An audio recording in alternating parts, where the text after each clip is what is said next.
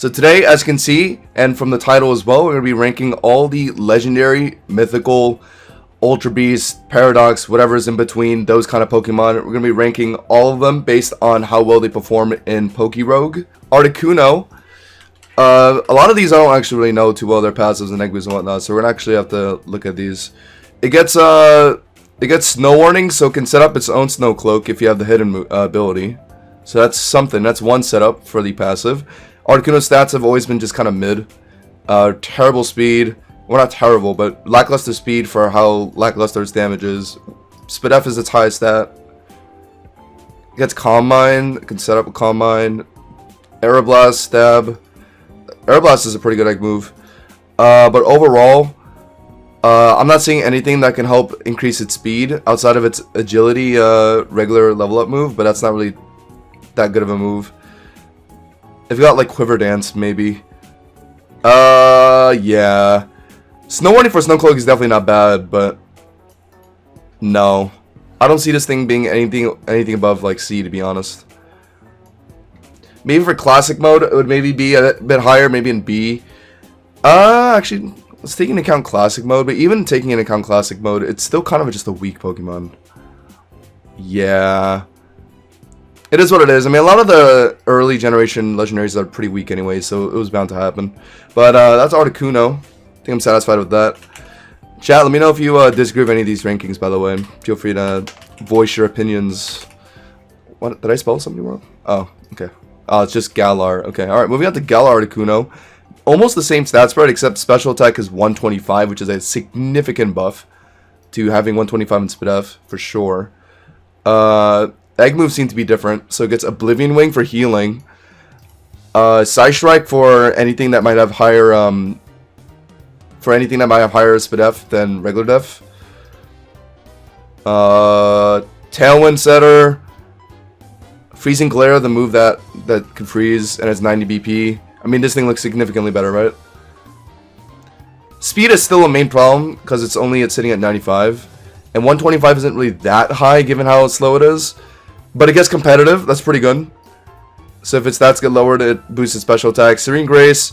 Ah, I see. So it gets Serene Grace for its Freezing Glare. I see. No, this seems really good. And it's also a freeze move.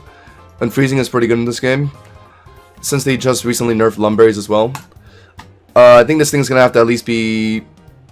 Should we add more tiers? I've never really liked adding like so many tiers in a tier list. But this thing is hovering between B and A for me. I'd probably think it's A, to be honest. I really like that it gets, but A feels like it's too high. You know what I mean? Okay, okay. Here's what we'll do. We'll add another row, and we'll make that double S. Yeah, okay. There we go. Yeah, that feels better. And we'll make it sure that. Moving on to Zapdos, chat. Moving on to Zapdos.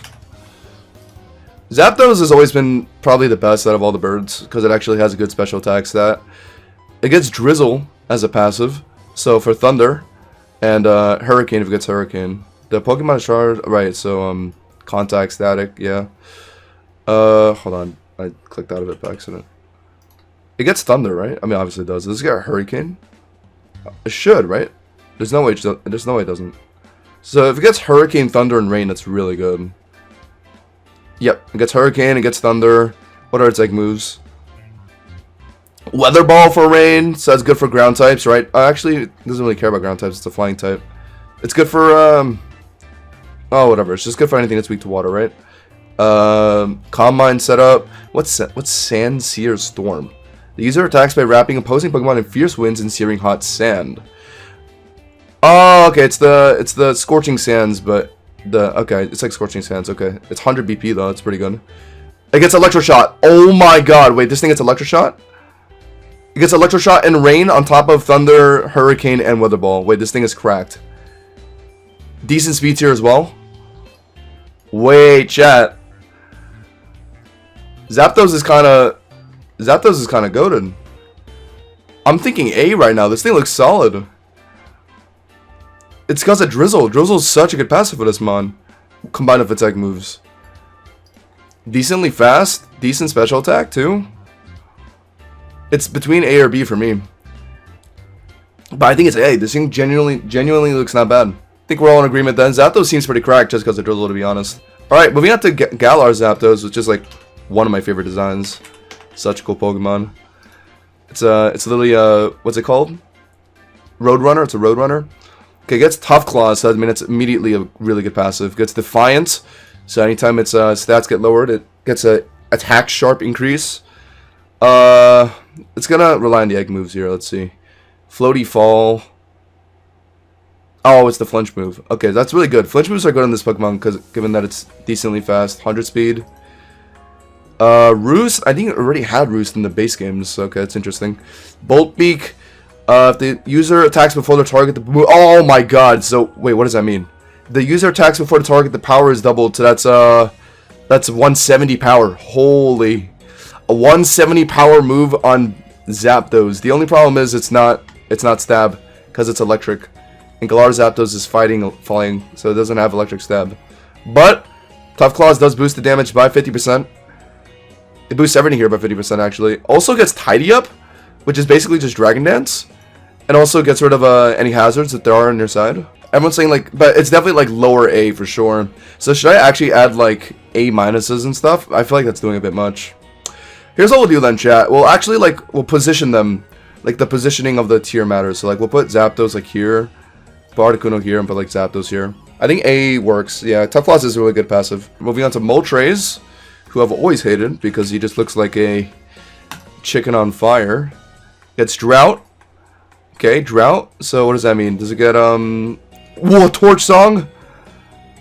Torch Song, Aeroblast, Scorching Sands for electric types. It doesn't get Solar Beam though. If it got Solar Beam in its egg moves, that would have been insane to deal with water types. Does it get it naturally maybe? Oh, it does get it in TMs. It does have access to Solar Beam, chat. So this is Moltres with Drought, Solar Beam, and also some other fire type moves. It's 90 speed, so it's slower than the other birds. Or it's slower than Zapdos. I forget if it's slower than Articuno. 125 special attack is good though. Torch Song is nuts. This is really good for classic mode. Very good for classic mode actually. This thing could be a big carry in classic mode. Aeroblast is cracked as well. The only thing I feel like it's missing is a way to increase its speed, chat. It probably does get agility, but it's such a... I never liked the move agility. I think, but just because the Torch Song has to at least be like here, right, chat? Low-key, maybe even the highest in A? Maybe like this, chat. Moltres with... Torch Song is all it needs, to be honest. Torch Song is really good. Right, because with this, it just kind of seems like a better Skeledirge. Actually, I don't know if I would say better. I mean, Skeledirge just gets unaware, but okay, regardless. I think A is good for Moltres, chat. Okay, Galar Moltres gets Berserk. Boost this Pokemon special attack when it takes a hit that causes its HP to become half or less. So this is just a really good classic mode ability. Not really much for Endless, because in Endless mode, these Pokemon just get one-shot so easily. Dark Aura powers up each Pokemon's Dark type moves. Okay, standard. That's Evoltal's signature ability. Oh, but the stat spread is not too amazing. It has the same problem as Articuno. It just has Spadef maxed out. Oblivion Wing, Sludge Bomb, Flamethrower for ice types. Roost. I guess Roost is better on this Pokemon since it's tankier, right, than the others. But I mean, Dark Aura is a good ability for sure. But I'm not seeing it. I'm not seeing any broken Dark type moves in its like moves, so it would just be using its signature move, right? Fiery Wrath. This is very C tier to me, guys. All right, moving on to Mewtwo. It seems Mewtwo and Mega X and Mega Y are separate here, so I guess that means I have to rank them all separately. So that's gonna be great. Okay, let's look at regular Mewtwo. Gets special attack 154, 130, right? I guess Neuroforce says it's passive, so super effectives are gonna deal more damage. So this passive is gonna be really reliant on what kind of move variety this thing's gonna have. It's an Unnervemon. It loses a nerve when it becomes X, right? Yeah, and also Y. So there actually is a reason to use base Mewtwo actually, just because of Unnerve. I mean, berries did get nerfed, so Unnerve doesn't have that as much of a importance as it used to, but it's still nevertheless like a top 5 ability in the game, right? Meteor Mash, right? It's a physical move though. It has two. Okay, so it has 2 physical egg moves, which I don't think you should really be looking at unless if you're playing Mewtwo X, right? So look at that later. But when talking about Mewtwo regular, we're gonna have to look at these moves. Moonblast, borrowing the power of the moon, right? Okay, right, we know that. 95 base. Photon Gazer is a stab move, right? Okay, fair enough. I mean, it's Mewtwo, right? So like it does naturally have a lot of coverage. Ice Beam, Thunderbolt, like has a ton of different moves, so it does make use of Neuroforce really well. Yeah, I mean, combined with Unnerve, I think this thing at least has to be A, chat. Honestly, like, pretty high. It's Mewtwo. Mewtwo of Neuroforce is like all I kind of need to hear. I mean, it has so many types of moves, so it pretty much makes use of Neuroforce like always. I think Mewtwo is high A right now. We'll maybe move that again later. But alright, moving on to Mewtwo Mega X. Same passive, Neuroforce. Steadfast. The Pokemon's determination boosts the speed stat each time it flinches. Okay, so very situational ability for sure. 190 attack. Okay, so it's pretty balanced. Well, not balanced, but has pretty good attack and special attack stats. Keeps the 130 speed. So now we can actually make use of Meteor Mash, right? So that's pretty good. It's gonna help deal with what? Like it's what weaknesses? Fairy type weakness? It does have a fairy type weakness. So yeah, Meteor Mash does help with that. And also can boost your own attack, right? Although it's not guaranteed. Plasma Fist. Alright, this is the thing that gives yourself the normal electric changing thing, okay. It loses Unnerve though. It loses Unnerve. What kind of I mean, it still has its really good coverage moves, right? I mean, this thing is way better. Okay, no. I think I'm being crazy. Yeah, it's above. Actually, if anything, it should be here. It should be there. Yeah, I'm tripping. I'm tripping so much right now. Okay, moving on to Y. I'm pretty sure this is gonna be like an easy S tier as well. Neuroforce, right? Insomnia is kind of a trash ability, but I mean, I guess okay, situationally it can be good. 190 special attack, right? So it's just Mega X flipped, except it gets 140 speed as well. So it has this higher speed tier, which is really valuable. Now that it has a 150 attack as well, it can pretty much make use of everything here. So that's really good. I mean, it's pretty much the same thing as X, right? If anything, it's better than X because it's faster, I'd say.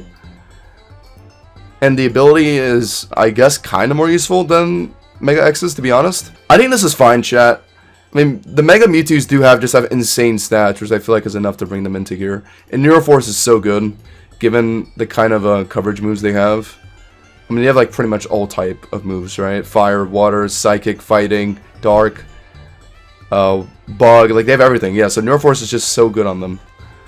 They have to be an S there. Like, I feel like, yeah, they just have to stand us. Yeah. All right, I'm satisfied with that. I'm satisfied with that, chat. All right, moving on to regular Mew.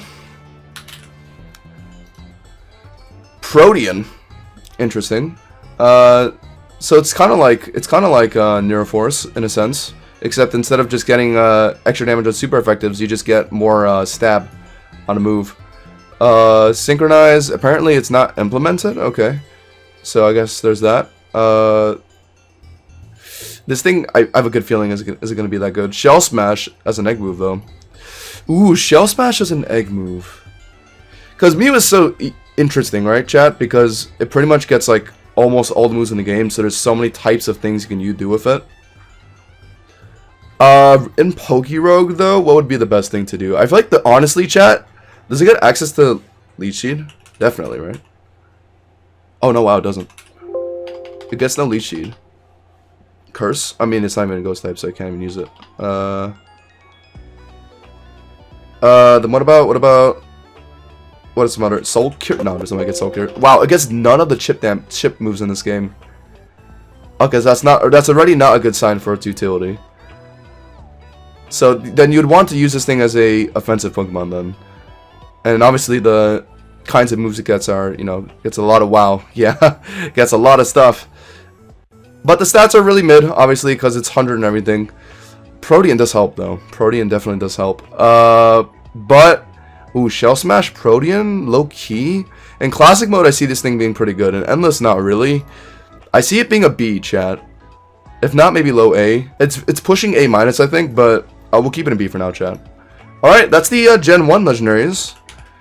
Next is Raikou. Raikou gets Transistor, Inner focus, hidden right, protects it from flinches, which is not bad, I guess. I don't think you never really have to worry about being flinched in this game though, because you're the one with the King's Rocks, right? But I mean, I guess it's helpful. If anything, pressure might be better now that they nerfed Lepa Berries.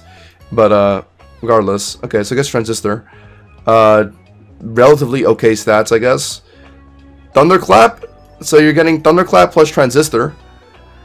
As good of a move Thunderclap is, its special attack isn't that high and it already has a decent speed stat. Thunderclap is more for Pokemon that are like really slow and have really high special attack, right? Like, well, Raging Bull isn't really that fast, but yeah, like it has 137 special attack. You know what I mean? Like it's more for a Pokemon like that. But I mean, regardless, it's a good move, right? Situationally, so that's good. Nasty Plot for setup, great. Palpog Charge for healing, good for classic mode. Ice Beam for ground coverage, okay. So that's all the egg moves would really want, I think. Transistor does help. I mean, it seems solid to me. It seems solid. It has good passive, good egg moves. I think it just comes down to its stats being like just okay to me. It seems B right now, higher than Mew. All right, chat. Let me know if any of these placements seem strange. We can contemplate them again. But moving on to Entei, who gets Moxie. So that's already really interesting. Gets Inner Focus as well. Moxie with a solid, not solid, but a relatively okay speed stat. Decent attack, right? Okay. Burning Bulwark. This is the move that protects and burns, right? Okay. So situationally very good, Burning Bulwark. Especially if you're in classic mode on you, or really anything actually. So now that they nerfed Lumberries, all you need to do is use this like 3 times and you can just get a guaranteed burn off on a boss. So that's really nice. Dragon Dance. Okay, that's really good. Given that it already has Moxie, giving it a speed increasing move is nice. Dragon Dance. Definitely better than Raikou. Maybe here, actually. Just because of Moxie. Moxie does help a lot. I feel like these guys are too high, low-key. Like here. I think I put him there. It's a Moximon, chat. I mean, it gets Moxie. It gets Dragon Dance to help with its speed. I think that's good. I think this is good, chat. Right about there. Alright, who's next? Suicune. Also, chat, let me know if the music's too loud. I'll lower that as well. Suicune gets Unaware. I knew this. It gets Unaware, so it's a really good Pokemon to fuse with other Pokemon. Decent special attack. Honestly, 90 is not bad, given the bulk that it has. Recover. Nasty Plot. Nasty Plot helps because it's a tanky mon, so it can actually get setups off in classic mode. Freeze Dry. Okay, good for water types. Steam Eruption. Okay, so it's a water type move that can burn. Okay, so it's Scald. It's just better Scald. Okay. I mean, Unaware really does carry this thing. Like, it's good for, like, combining with, like, let's say, I was thinking Opportunist. Like, if you have a Pokemon that's Opportunist and it's copying the enemy's stat changes, you can also have Unaware fused with it, so it can be ignoring the enemy's stat changes as well. That's a really good combination. Unaware does, I think, boost this thing a lot. I think it has to at least be B. Really good utility mon. I think one of the best utility mons in the game for, like, the sake of splicing of something else. Generally, you don't want to splice it with, like, a special attack carry of some kind. Honestly, I think it's, like, right here. Okay, no, I shouldn't be putting it above, like, actually good carries, right? Maybe, like, here, low A. Moving on to one of my favorite legendaries here. Lugia. I don't actually really know what Lugia does in this game, so I'm curious. Multiscale. Okay, I knew that. Delta Stream. The Pokemon changes the weather to eliminate all the flying type weaknesses. Oh, it's the Rayquaza thing, right? Isn't this the Rayquaza regular ability? Yeah, okay, so what does that do again? So that gets rid of ice and electric weakness? Is that how it works? Okay, so that's good. I think. Getting rid of ice and electric weakness, and also rock, I guess. Gets rid of rock. Tanky mon, right? More in Spadef, though, with good speed. So it's looking like a Suicune-esque mon, but the question is, what kind of egg move is going to get? Let's see. Stored power with Take Heart. Okay, that's something. It's a okay, so it's looking like a Cresselia kind of Pokemon with its egg moves here. Skull for burning, that's always good. Oblivion Wing for healing. Okay, so Oblivion Wing for healing is really good, given how tanky it is. So if you can get these setups off and start healing with Oblivion Wing, that does seem like a really broken combo.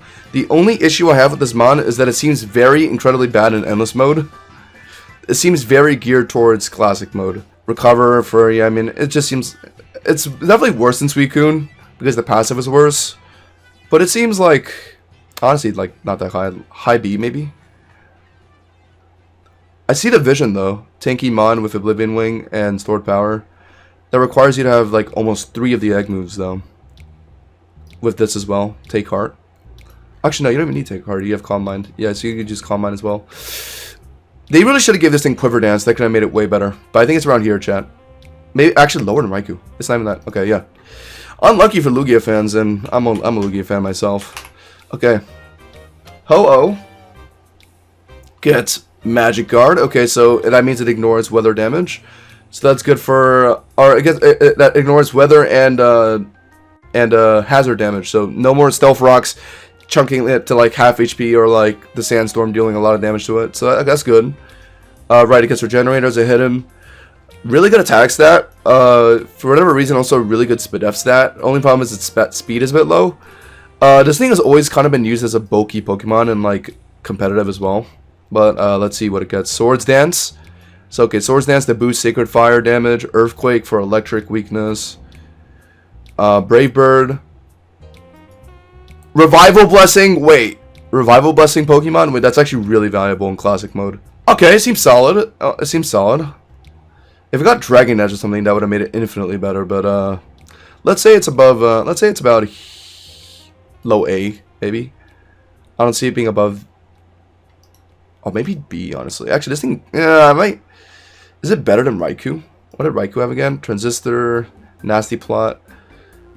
No, this thing is better than Raikou. I think it's about here, chat. Low A. All right. Moving on to. I guess we're still in Generation 2. Celebi gets Grassy Surge. Natural Cure. All status conditions heal when the Pokemon switches out. Okay, that's really good. So you can save money on full heals, I guess. Or Lumberries. Turns the ground into grassy terrain. Okay, right, so it gets grassy terrain. It gets grassy terrain. It gets Seed Flare. I mean, that's really good. Because it harshly lowers the Spadef of the enemy target. So, like, it's not even, like, it's not only good for setting itself up by decreasing the Spadef, but it also, could set up like your other carry, right? Your other special attack carry. If you do end up getting that Spadef drop off, that's really good. But to be honest, it's a bit more unreliable than just Metal Sounding them, right? But it gets Cosmic Power, Stored Power, Mystical Power, which increases your special attack. But why is it getting Grassy Surge though? Is there some kind of move that works well in grassy terrain? That's a Leech Seed Pokemon as well. Okay, I'm seeing a lot of utility here. Recover. Okay, so in Classic mode, I see this thing being on Recover, Leech Seed, with maybe Mystical Power. Because Psychic is good for Eternatus as well, right? And Store Power, maybe? I mean, I guess Sea Flare is good. I like the utility guts, for sure. It's a Leech Seed mon. That gives it enough value. Let's put it, like, above Ho-Oh, I think. Back here. Moving on to the Regis. These Pokemon are usually pretty booty cheeks, but let's see if PokéRogue redeemed them. Regirock. Sandstream. Okay, so if you want to use this thing as a Sand Setter, it gets Sandstream. That's pretty good. You'll need to unlock the passive to do that, though. It gets Sturdy. That's something, I guess. It gets 30. Right, as his 200 defense, 100 Spadef, 80 HP. Okay. So Tankymon, it gets Body Press. Stone Axe as well. What's its attack stat? 100, that's not bad. Okay, so it can be a Stealth Rock setter with Stone Axe. Although it probably already just has Stealth Rocks, right? It's probably somewhere near. Okay, Body Press is insane for its 200 defense. Soul Curemon. So this is a sturdy Soul Curemon with also Body Press. I think that's kind of all I needed to read, to be honest. This is just better Garganical, chat. This is better Garganical, because Garganical does not get Body Press, I'm pretty sure. Or maybe it does. I'm sorry, it does. But it still is better Garganical because it has a way higher defense stat. And 200. Kind of crazy. I did not know Regirock was built like this in this game. Wow. Okay. Sandstream is kind of whatever though. Although I guess if you do want to set up like an Excadrill or something, it's pretty nice. It's up here now. I did not think I was gonna place Regirock so high on this list. Generally, it's more valuable to have a Carrymon than a Utility Mon though, which is why I'm not gonna put it above like Zapdos or Moltres. It seems better than Suicune though to me. I think it's about here. Regice, who's my favorite Reggie, but unfortunately probably one of the worst ones. Ice Body, Snow Warning, so that's a combo right there. It doesn't get sturdy like Regirock, so that's already kind of a, really good bulk, actually. Actually, the HP is a bit low, but 200 speed F, not bad.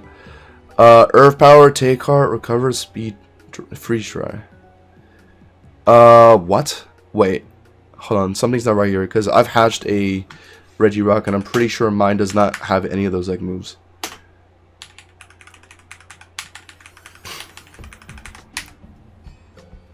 It got changed. It got changed. Mine used to have Cosmic Power. They changed it. Wow. I did not know they did that. Okay, interesting. So they changed the egg moves on Regirock or Regice. Seems kind of bad, chat. The reality is having really high speed up Pokemon is great, I guess. But if there's no like body press, like I can't use body press, like Regirock can. No Soul Cure, no Sturdy. It's a Snow Setter, I guess. Can slowly heal itself. This thing is looking very D tier. I'm sorry, chat. Stat spread is just kind of a mess. Egg moves are kind of a mess. This thing is our first D tier. No disagreements, right, chat? I mean, Regice isn't exactly like an amazing Pokemon, so it's bound to happen. Alright. Moving past Regice and into Registeel. Light Metal. I don't know why you'd want that when you would want to use Heavy Slam. What's it called? Heavy Slam? Yeah, Heavy Slam on this thing. Prevents other Pokemon's ability. Okay, so it's Clear Body. Clear Body Filter. Filter is something, right? Since Steel is already one of the best defensive types in the game, so you can also reduce the power of the super effectives as well. So that's really good. It has balanced defenses, so that's really good. So this thing could still be good with Body Press, which it appears to have. So it gets Body Press. What else? Recover, Gigaton Hammer, 1,000 Waves. That's interesting as well. I mean, offensively, this thing isn't very good outside of Body Press, right? So Gigaton Hammer does not really matter. But, Recover, 1,000 Waves, I mean, that's, Recover, 1,000 Waves, Body Press is something. Reggie mid, yeah, unfortunately. If it's low B, if not, like, C. I do see the use of it. I mean, like, bulk-wise, it's really good. It's very good bulk. So it's a reliable switch in. Like if your on-field Pokemon is about to get like cooked, you can just kind of randomly throw in Registeel and it'll probably be fine with Filter. Body Press is very helpful with its 150 defense. I think at the very least it should be B, chat. I don't know how you'd make Registeel more viable. I mean, outside of it just giving it Body Press and Recover, I mean that's probably it. Like, and the Filter helps a lot. I mean, it is a pure Steel type. Registeel Clear Body and Filter with the Steel typing seems like a good mod for fusing. That is also true, chat. I am giving rankings also on how fusible they are, which is why Suicune is so high, because it gets Unaware. But I think it's maybe above Mew at most. If not, maybe above Lugia, because Lugia's kind of ass. I'm sorry, chat. Okay, in any case, moving on to the Laddies. Okay, these are, but spoiler warning, these are about to get placed really high. But it seems that they're separate from the Megas, so like, there's a regular Latias and Mega Latias as well, so I guess we'll have to rank them separately. Is there even a reason to rank the... Okay, how about this? We'll only look at the Megas. We'll only look at the Megas to just save time. Alright, so with Mega Latias, Soul Heart, so right, it's pretty much a special attack Moxie, chat. Levitate, so ignore like ground type moves, I mean that's good. Obviously really good stats. Usually Latios is better, right, because it has a higher special attack stat, right? Yeah, like Latios is way better, but looking past that. Oh wait, hold on. But Latios doesn't get Soul Heart. Oh, so there actually is an incentive to use Latios. Wow, I did not know that. Okay. Okay, in that case, let's look at Latios then. Corn Forcer, Dragon Energy. Okay, so the egg moves are the same for the two. Yeah, they're the same exact egg moves. Okay. So obviously the other egg moves are cracked. Corn Forcer, to get rid of abilities if you really need to do that. Searing Shot, it's basically just better flamethrower. Dragon Energy is like Eruption for Dragon types. Quiver Dance is the big one. Quiver Dance, it's the rare egg move. Quiver Dance combined with Store Power can be nuts. Yeah, I mean, I don't think there's much to say about this mon. Usually Latias is way worse than Latios, but it has Soul Heart. It has Soul Heart. So to me, it seems like Latios is going to be better in classic mode, and Latios is going to be better in endless mode. Are they double S? Probably not. I'd put them maybe below the Muse. No, above the Muse. Above the Muse for sure. Which one is Latios? Wait, which one is Latios and which one is Latios? Yeah, like I'm supposed to tell the fucking difference. What? They look exactly the same. Okay, moving on to one of my favorite legendaries, Kyogre. I guess we're just going to be looking at Primal, right? Because we're not going to be using Primal above. We're not going to use the base form above Primal. So same deal with like the Latioses as well. Obviously really good stats, right? I mean, of course, Primal is revolving around getting the blue orb, but if you're like a pretty like if you're like late into playing PokéRogue, then you're probably gonna have a lot of shinies to use to have luck for, right? So it's not really that much of a worry to me. I believe it's a Rogue Ball tier item, so it's not even like that rare. Tail Glow inbound? Wait, no shot. What? Tail Glow on Kyogre? When it already has 180 special attack? Wait, hold on. Wait, what? Thunder to use in use of its what's it called? Rain ability, right? Because Primal DC sets up the rain, yeah. So Thunder Hurricane, Bouncy Bubble, the move that heals, and Tail Glow. Oh my god. And it gets Water Spout as well. Yeah, I mean this thing is double S. Egg moves are so good too. Hurricane and Thunder on a Rainmon. Tail Glow for whatever fucking reason. I don't know why this thing has Tail Glow. It barely even has a freaking tail. Actually, no, I guess it does have a tail. Fair enough. Okay, regardless. And it gets Origin Pulse if you really want to do that as well. But usually Water Spout is better. Yeah, now that I think about it, it's Water Spout and Bouncy Bubble, right? So if you need to heal yourself back, you can use Bouncy Bubble as well. Double S. No argument, double S. Just pop some speed vitamins. True, yeah. Like you can also just run like a Timid Nature and Soul Luge, right? Like there are fixes for it. Groudon, hold on, I should look at it first. I did recently unlock Groudon, and I actually want to play that after we're done with this tier list. So I have looked at it a bit, and from what I've seen, it does look pretty good.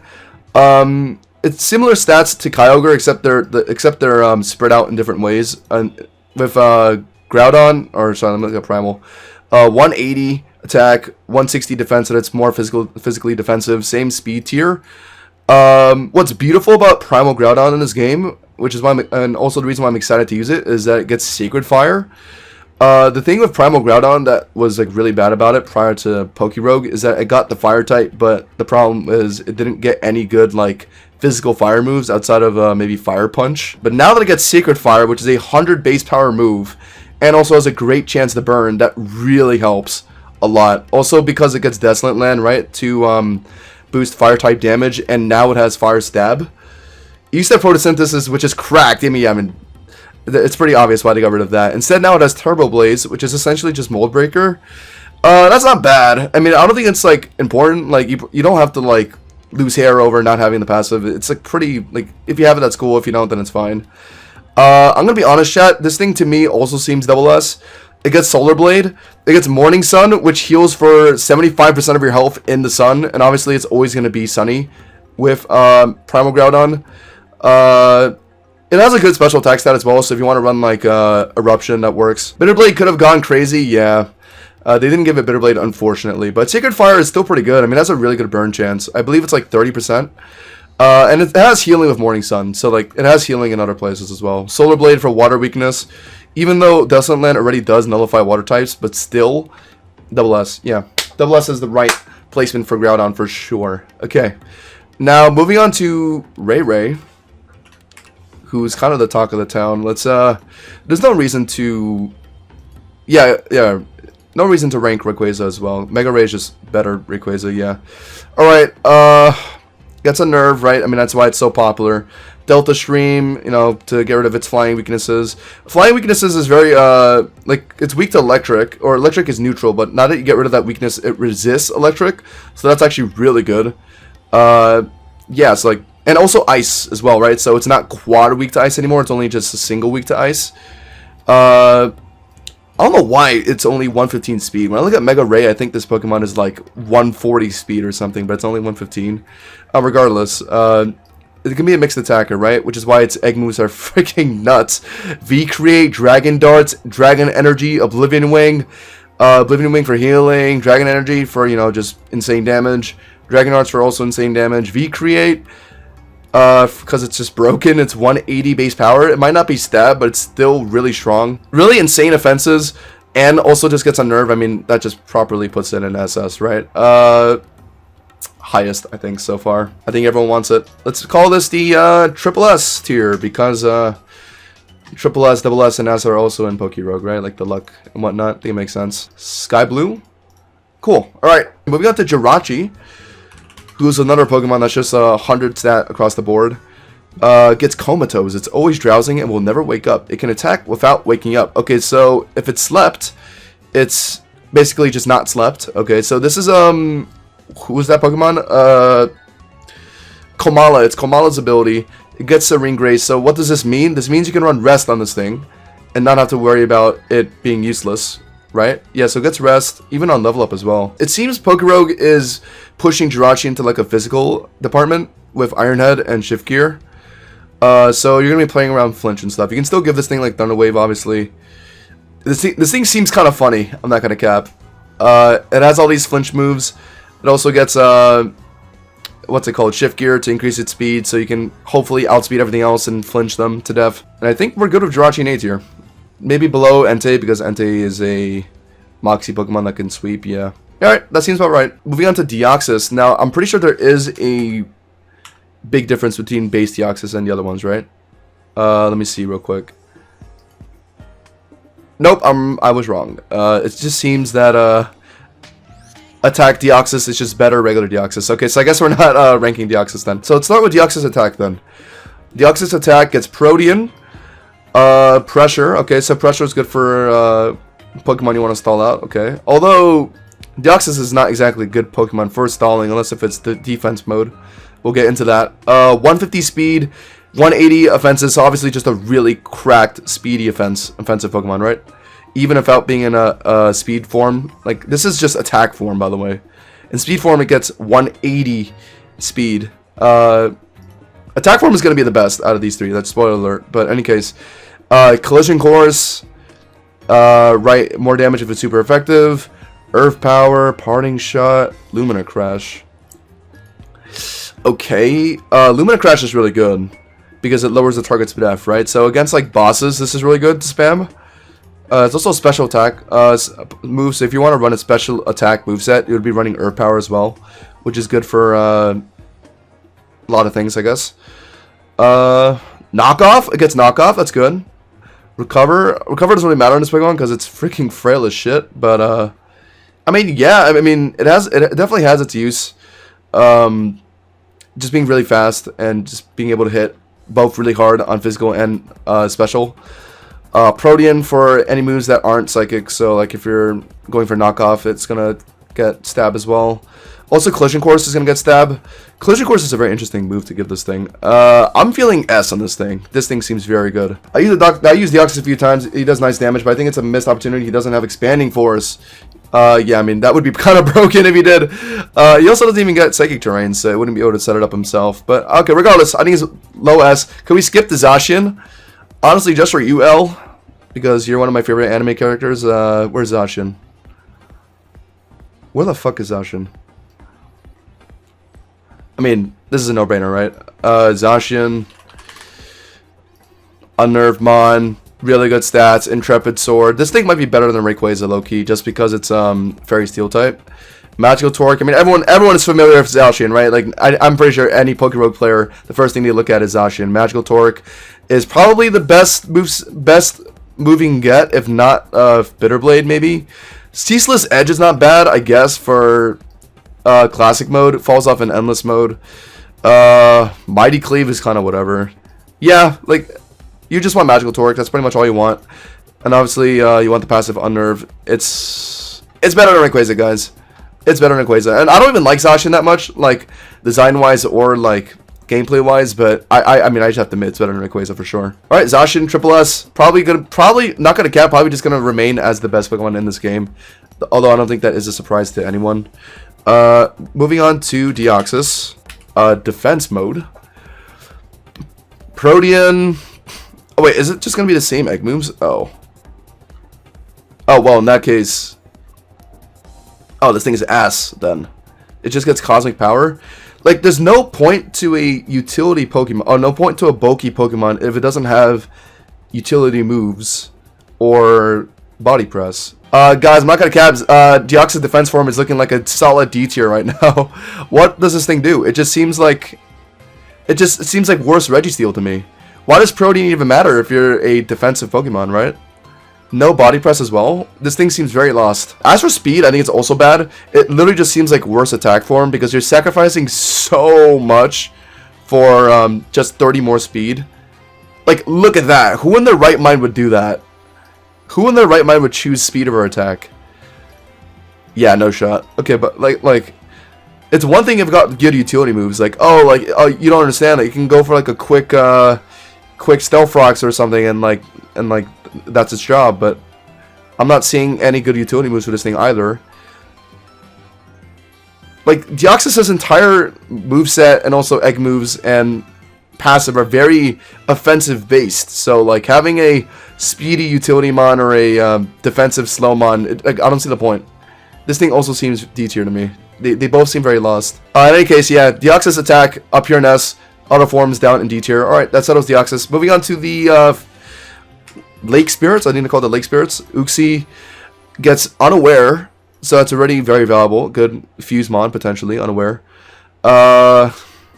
It gets, I believe it gets that move that increases special attack, right? Mystical Power. Ooh.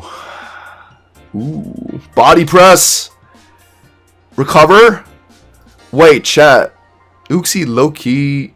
wait, is it pronounced Uxie or Uxie, chat? I think it might be Uxie, right? Uxie sounds kind of disgusting. I don't know why I just said that. Uxie.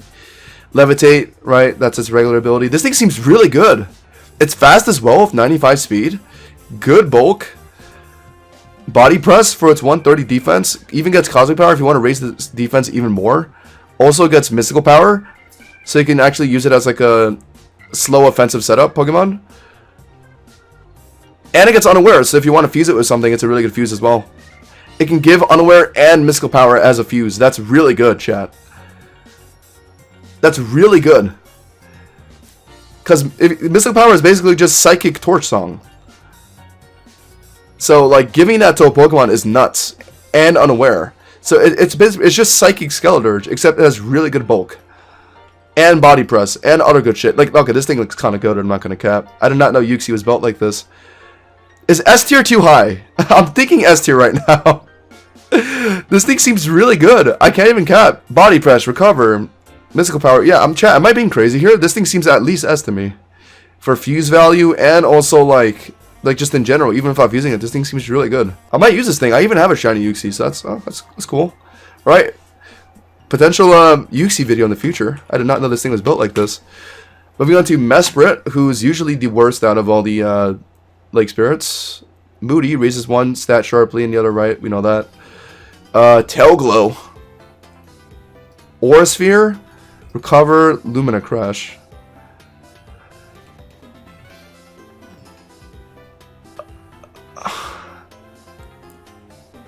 This thing is so confusing. Okay, so it gets Tail Glow, so that's a good offensive increase move. Lumina Crash. But, okay, but in general, this thing is kind of mid, like, stat-wise. Like, its speed is bad. It gets Mystical Power as well. I'm confused by this one. Zygarde is in the machine today. Is it? But I have no tickets. I have no tickets. I used them all. No, chat. I used all my tickets, unfortunately. I might have to farm some more today. In any case, I'm very confused with Mesprit right now. Because on one hand, it does have very good egg moves, but its stats are so, like, this. And Moody is so random. Like, it's hard to, like, calculate how useful it's going to be, right? Maybe B. B, because at least there's some potential there, right? I'm just still very confused by it. Moving on to Azelf, who is my favorite of the three. But I can't guarantee it's going to be the best of the three. Azelf, obviously a really decently offensive Pokemon with its speed stat being solid as well. Neuroforce powers up moves that are super effective. That's really good because Azelf has like a very big array of moves. So like Electric, Fire, Psychic, Rock, Ground, Rock. Like it's pretty much like Mew. It's like Generation 4 Mew, essentially. So, it gets Neuroforce as well. Oh, wow, this thing seems decent. Tail Glow as an egg move. Moonblast, Side Strike, other good. Wow. Wow. Okay, this thing seems like just better Mew right now. Better Mew. I'd argue better Mewtwo. I'm thinking like this. Good? Good? I think this is good. We promoted Regirock just because it's so nuts. It's like perfect. It's like really good Garganacl. We're finally out of generation, actually no, it's starting to enter generation 4. Moving on to Dialga. Now the question is there a big difference between Dialga and Origin Dialga? The difference seems very minimal.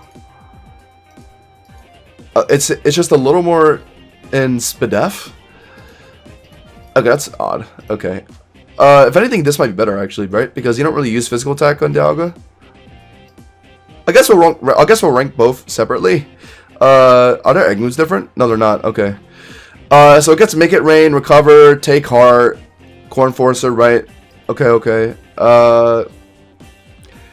It just seems alright. Make It Rain obviously is really good if you have Contrary, which it does not get, unfortunately. But, I mean, regardless, it is a good move, and it's Stab. Corn Forcer is a good move, obviously, because you can eliminate abilities, that can help. Like, if you want to eliminate the enemy, Levitate or something. Recover, it's a bulky mon, so that's good in Classic mode. Metal Burst, it gets Metal Burst. Okay, well, that probably pushes it up a lot. I mean, Metal Burst, I mean, you pretty much always end up using Metal Burst in Endless, right? Honestly, if you combine these two, add his 30, and then add Dialga's Metal Burst, I mean, that's already just like perfect Pokemon right there, right? These two combined. So I think that just deserves to be, I think these two deserve to be an S just because of that. Right? I don't think I'm reaching too much with that. As for regular Dialga, because I guess it's a different Pokemon, does it get Metal Burst? It does. But the problem is, it's not as bulky as Origin Dialga. I don't know, realistically they should be right next to each other. They're about the same, right? Okay. Alright. Moving on to Palkia, who I have not really seen too much from in this game as well.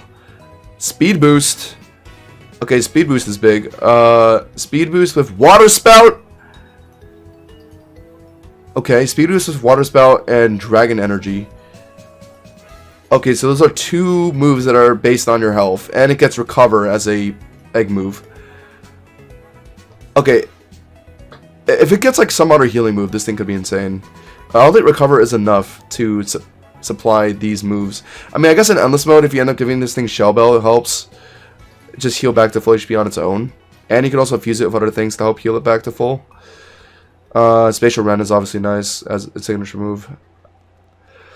It seems good.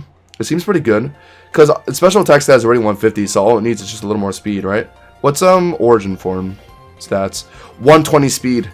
Wow. Wait, hold on. Origin Form seems kind of crazy with Speed Boost. Wait, hold on. This Pokemon looks cracked. Obviously, Speed Boost takes time to rack up, but if you just run Protect, then that's all you need. Just run Protect, run Recover. Yeah, run Protect, Recover, and like these two moves. Maybe low S. If not, maybe high A for this one. Low key, maybe below these two, just because these two get setup moves. Regular Palkia is actually like way worse because it has 20 less speed. I'd put that in B tier, below Mesprit maybe. There are a lot of Pokemon to go. All right, I'll try and yab a bit less. Okay, Heatran. I have talked a lot about Heatran, about how good this thing is because it gets Steel. It's a Steel type and it gets Flash Fire. So all you need to do is fuse it with a Fairy Pokemon, and you're essentially just immortal against Eternatus in Classic mode. You're immune to Dragon, you're immune to Poison, and you're immune to its Flamethrower with Flash Fire. So I have talked about this before. So it's really good for Classic mode. As for Endless, Heatran, I believe, gets Earth Eater, I think. Yeah, so it ignores its ground weakness. So that's something. Torch Song. It's a Torch Songer. Recover is good because it's tanky. Tachyon Cutter, very good move. Matcha Gotcha is, I guess, good for water types, but in general, it's probably not going to be as good as these two moves. The only weakness I'm seeing right now is its ability. It doesn't have any way to increase its speed. I'm not seeing any agility. I'm not seeing any Quiver Dance or Dragon Dance or anything like that. But Torch Song, right? Torch Song, Tachyon, Cutter. And also, I mentioned how it's really good in classic mode. This thing at least has to be S. Regigigas gets Mind's Eye, so it can ignore evasiveness of the enemy Pokemon and also hit ghost types with normal and fighting type moves. So it's just better scrappy. Normalize. Wait, so can it just not have slow start then? So it can just not have slow start? Is that right? Wait, can this thing... I thought the downside to Regigigas is that... Wait, what? Wait, they gave this thing an extra ability. What? Wait. Oh my god. So you don't need to run slow start like Regigigas. It has normalized now. So all of its moves become normal type. And it gets Mind's Eye, so it can hit ghost types with those normal type moves. It's PokéRogue exclusive. Wow. I didn't know they did stuff like this. That's crazy. Okay, so they gave it a hidden ability of Normalize. That's insane. So you don't need to worry about slow start. 160 attack, decent speed tier, obviously really good bulk. Mind's Eye is the big one because since Normalize makes all your moves normal type, you need a way to hit ghost types, and Mind's Eye does help with that. What does it get? It gets extreme speed. Okay, Gigaton Hammer. It gets Gigaton Hammer, and that becomes a normal type move of Normalize. Oh my god. You're telling me this Pokemon gets Gigaton Hammer? Okay, wait. Body Press, that becomes a normal type move as well. Its defense is solid with 110, so it's not a bad move to take. If you're running Iron Defense as well, does this thing get Iron Defense? I think it does, right? It's probably in here somewhere. Okay. Superpower. Does it get Close Combat? Probably not. Drain Punch, that becomes a normal type move as well. Control F to find anything you're looking for on the page. True. Right. So if I want to look for Close Combat, okay, it's not there. Okay, in any case, this thing looks cracked. Gigaton Hammer is pretty much the only reason why... Well, I mean, not the only reason. It gets Normalized as well, right? Normalized to get rid of Slow Start. Gigaton Hammer combined with Normal Stab is kind of nuts. It doesn't have a way to increase its attack. I'm not saying... Like, I don't think it gets Swords Dance. Yeah, so it doesn't have Swords Dance. It doesn't... I don't even think it has Iron Defense, right? Okay, it does have Iron Defense, maybe. Wow, no, it doesn't even get Iron Defense. So it has no way to increase its stats. It's pretty much just purely reliant on its base stats.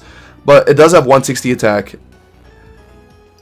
I think just because of that, it deserves to at least be around, like, here. I like this so far, chat. Let's move on to Giratina, my favorite legendary of all time. One of my favorite legendaries. I'm not sure if he's my most favorite, but he's awesome. Giratina does have a difference with Origin form, does it? Yeah, it gets 120 attack in Origin form and 120 special attack. Okay, so it's just more offensive in Origin form. Let's see what it gets. Shadow Shield. So that's honestly, like, I don't really like Shadow Shield that much. So many Pokemon have it, but it's just okay. Like, I guess you're just taking less damage from the first hit. That's not bad. In Endless Mode, it falls off hard, because I feel like in Endless Mode, the damage is just so high, you end up just, like, getting one shot regardless. But, Dragon Dance. Okay, so I'm seeing a lot of offensive moves for, Origin form. Dragon Dance, Glaive Rush. Recover for, I guess, regular Giratina. Spectral Thief is big, because against, especially in Endless Mode, when a boss Pokemon, like, gets insane stat buffs, you can use Spectral Thief to, like, use those stat buffs against it, I'm pretty sure. So, that's pretty good. I want to put this right here, above Palkia, I think. And then, regular Giratina is, I guess, not too far behind. Although, but it's only 100 and attack and special attack, though, so it actually is kind of a big drop-off. Let's put that, like, at the bottom of A, then, I think. Or maybe even, like, here, to be honest. Like that. Yeah. They're just a tier lower. Cresselia is a Pokemon that's known for setting up with, like, what's it called? Like, Calm Mind, and, like, you use Store Power. Like, it's a big setup mon. But let's see how PokéRogue has changed it. Or helped it. Magic Bounce. Reflect status moves. Okay, fair enough. And also, I think that also means you reflect paralysis, poison, any stat drops. So that's, okay, that's a very useful ability to have, especially since you're going to be setting up on Cresselia. That's really good bulk, and that's because it's a setup mon, so in order to set up, it actually needs the tank hits, which is why it's pretty bulky.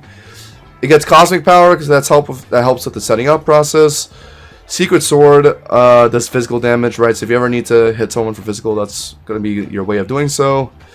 Sizzly Slide is a physical move, which I don't know why you would ever want that on Cresselia when it's a special attack setter.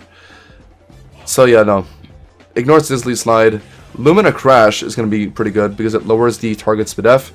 I think that's not going to be that good though, because Cresselia generally wants to increase its own stats instead of decreasing the enemy stats. So like Mystical Power probably could have been better on this thing instead of Lumina Crash. So that's kind of a missed opportunity. I'd say below Ho-Oh, I think. I think I might be better than Raikou at least. Yeah, I'm fine with it being like A, I guess. It seems like it has a purpose for sure. Alright, moving on to Fion, who I have a feeling is just going to go into D tier, but let's give it a chance, chat. Let's give it a chance. It gets Simple, right? Quiver Dance. I think it gets Tail Glow naturally, right? It's literally just worse Manaphy. Oh my god. Stop, stop, stop. What is happening? What just happened? Wow, it doesn't even get Tail Glow. Wait, so Fion doesn't even get Tail Glow. Wow, that's not good. It gets Quiver Dance. Okay, so Quiver Dance Simple is good. But that's it, pretty much. And then Manaphy gets gets the same egg moves, right? Yeah, it gets Quiver Dance Simple, has better stats, has Tail Glow. Yeah, I mean, it's Quiver Dance, also Tail Glow, and also Bouncy Bubbles, so that helps heal. It can sustain itself. What does Splishy Splash do? The user charges a huge wave of electricity, and also might leave a paralysis. Okay, so it's a water paralysis move. Okay. What is Heart Swap? Employs a psychic power to switch stat changes with it. Okay, that sounds terrible. Yeah. Is it better than Azelf? I mean, probably, right? Because Quiver Dance and Tail Glow are such good abilities. And it gets Simple, so literally just Tail Glow once in your max special attack. That seems broken. That seems quite broken. Fiona is like, for sure, C tier. I mean, at least, I think it's at least C tier because at least it gets Quiver Dance, right? So it does something. But we'll put it like here. But Manaphy is like easily S tier. For sure, because all you need to do is Tail Glow once in your max special attack. Quiver Dance if you want to increase your speed, which sometimes you might want to because you're only 100 speed. As for its moves, I guess like the actual moves it has is where it kind of like has problems, because I'm seeing a water type move. Does it have like good coverage moves? Okay, it has some psychic moves. Psychic. Okay. Shadow Ball. Okay, so it does have some other type moves. Alright, in any case, I think Manaphy's here, chat. Let me know if this is a bit too if I'm not cooking here. I think this is about right though. I mean, Tail Glow Simple is a little too broken. Alright, Darkrai is a Pokemon a lot of people should be familiar with. This Pokemon is pretty good in this game. Gets Unnerve and also Bad Dreams as its regular ability. It gets Spore, and the reason why that's insane is because for sleeping, Darkrai just had to rely on its signature ability. What's it called? Dark Void. It had to rely on Dark Void, which is so low accuracy. Same with Hypnosis is really low accuracy. It's 60, but Spore is 100 accuracy sleep move. So Darkrai just got an insane way to just instantly put people to sleep and make use of Bad Dreams. So I think Bad Dreams chips Pokemon by I believe it's 1/6 of their health bar. 1/8. So it's actually a very sizable chunk that you're taking out of the enemy with Bad Dreams. So all you gotta do is just keep spamming Spore and just inflict damage with Bad Dreams. I mean, it's that simple. You have Unnerve as well to make sure they don't heal off berries. You have a very good speed tier, so you never have to worry about being outsped, usually. Good special attack stat for when you want to use your attack moves, like Fiery Rat for flinching, Moonblast for, I guess, fighting coverage. Searing Shot if you want to burn them. Like it has so many. Yeah, like I'd argue it's double S at least, maybe up here. Alright. If anyone disagrees, please let me know. But I don't think anyone will. Darkrai is, I think, well known to be broken in this game. Moving on to Shaman, who I don't really know too much about, so let's see. Wind Rider. Boosts the Pokemon's attack if Tailwind takes effect or if the Pokemon is hit by a wind move. The Pokemon also takes no damage from wind moves. Takes no damage from wind moves. So what does that mean? Like flying type moves? Like Air Slash, Hurricane? Okay, that's good. Boost attack in Tailwind. Physical attack. Okay, that physical attack is good because what's it called? Shaman Sky is a physical attacker. Oh, it's not. Oh, it's a special attacker. Oh, well then in that case, I don't know. That's a bit interesting then. Okay, in any case, I'm pretty sure Shaman Sky is... Oh no, they're different. They're pretty different in stat spread. Okay, never mind. We'll look at regular Shaman first then. I guess Matcha Gotcha, Fiery Dance, Aeroblast, and Quiver Dance. Okay, so it seems the egg moves are very offensive with Fiery Dance. Matcha Gotcha, I guess, is a bit more utility with burn and healing. Aeroblast is, well, yeah, just the damage move. Quiver Dance for setup. But the thing is, you would need another Pokemon to set up Tailwind for it. But another thing is, it increases its attack stat in Tailwind, but this thing is a special attacker, so I don't understand there. Why would you want Wind Rider in this thing then?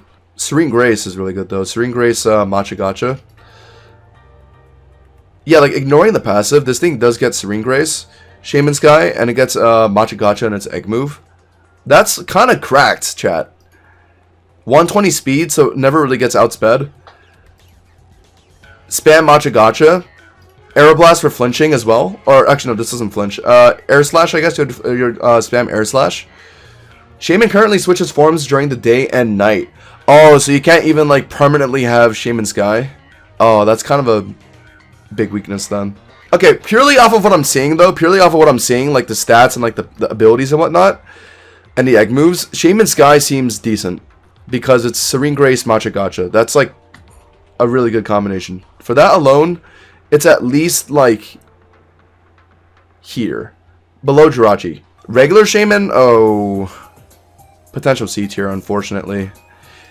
It's just like Wind Rider makes no sense on these Pokemon. Like, why would you want your physical attack stat increased in the Tailwind when these are its egg moves and these are its moves, you know what I mean? Moving on to the god of Pokemon, Arceus. So I heard Arceus does not get its it does not have its items yet, the plates. It doesn't have the 5th place Sky Plate, etc. from the rewards.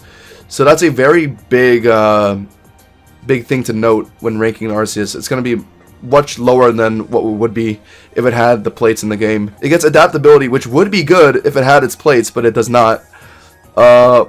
Multi-type, yeah, multi-type is the ability for its plates and whatnot. Okay, right, makes sense. Adaptability, Quiver Dance, Collision Course, Victory Dance. Okay, these are all great, except the plates aren't available in the game yet, so kind of weird.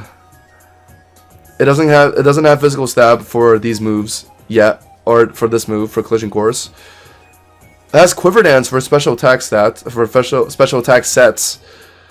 But the other egg moves seem to be very physical attack reliant, with Collision Course, Victory Dance, Special Thief. So it gets Special Thief for boss Pokemon. That's really good. This thing I feel like doesn't go higher than A tier. I mean, the egg moves are nice with Victory Dance and Collision Course. I mean, those moves are really good. So it seems like the Fizz Plate is going to be the best one to put on Arceus if you're using the egg moves, or the Ghost Plate for Spectral Thief. Because Spectral Thief is a good move for dealing with boss Pokemon. It's here right now. Once they add in the plates, it's gonna be like here, not here, maybe like here. That's what I think.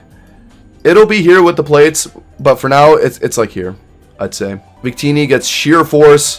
What is Victory Star? Boost the accuracy of its allies and itself. Okay, so that's I think that works even off field, right? But Sheer Force, does it work with like?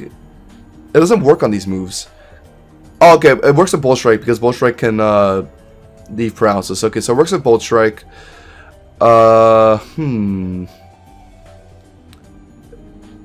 Interesting. It gets Victory Dance. Okay, so that's good for its physical set. Victory Dance, Bolt Strike. This thing seems kind of interesting. I mean, V-Create is a good move. V-Create is one of the best ability moves in the game. So all you need to know is that it has Victory Dance and V-Create.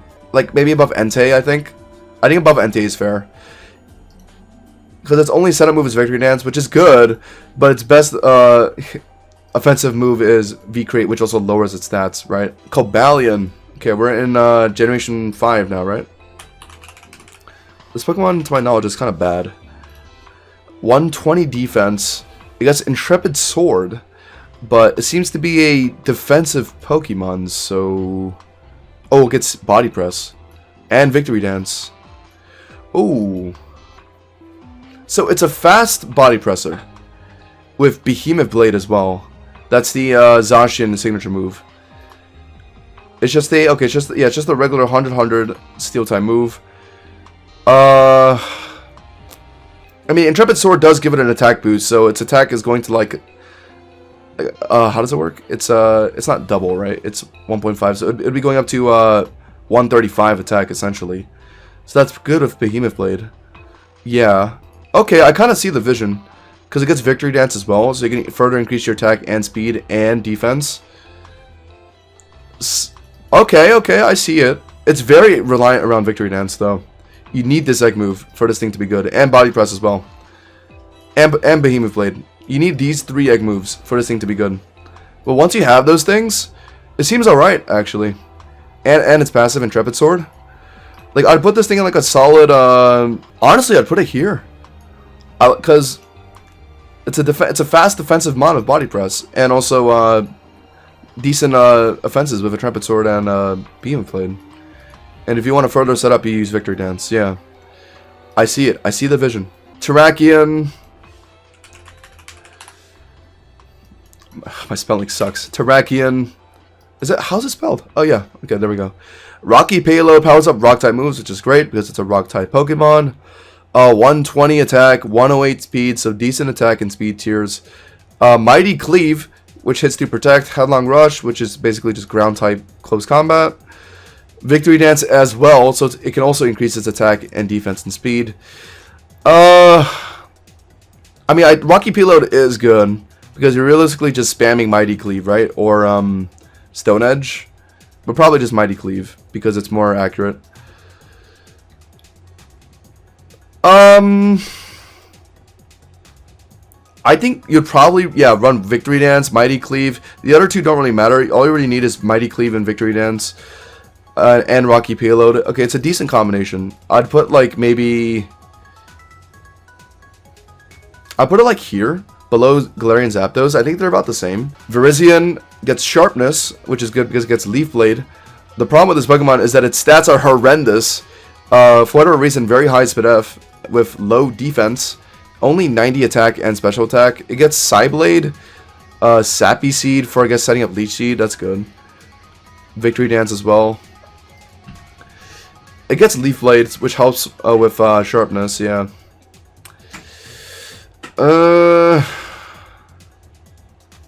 No. I mean, Leech Seed Setter, I guess. But that doesn't even work with Sharpness, so, like, why does that even matter? Like, why does it matter for having Sharpness if it's just gonna be relegated to being a Leech Seed Setter anyway? Nah. Above Raikou, maybe. Like, Sappy Seed carries it. Leech Seed Setter, that's about it. We got Tornadus first. I know the regular Genie and the Therian forms are very different, so we're gonna have to rank them separately. Are they? Oh no, yeah, the Genies seems to have more offensive power, versus the Therian form seems to be faster. Okay. Oh, and they actually have different abilities as well. Okay. The regular Tornadus gets Defiant, which is pretty good if you're against an Intimidate Mon. Drizzle for rain, so that ups up its Hurricane. I think it also might get Thunder, maybe? Does it get Thunder? Maybe not. Maybe that's only for Thunderous. Yeah, that's only for Thunderous, okay. Earth Power for, what, electric types? Makes sense. U-Turn, interesting. Ice Beam, Oblivion Wing. I mean, Hurricane Drizzle, I guess. It also gets Bleak Wind Storm, which I believe, lowers the speed of the enemy Pokemon. That's okay. So this thing just seems to be a utility mon.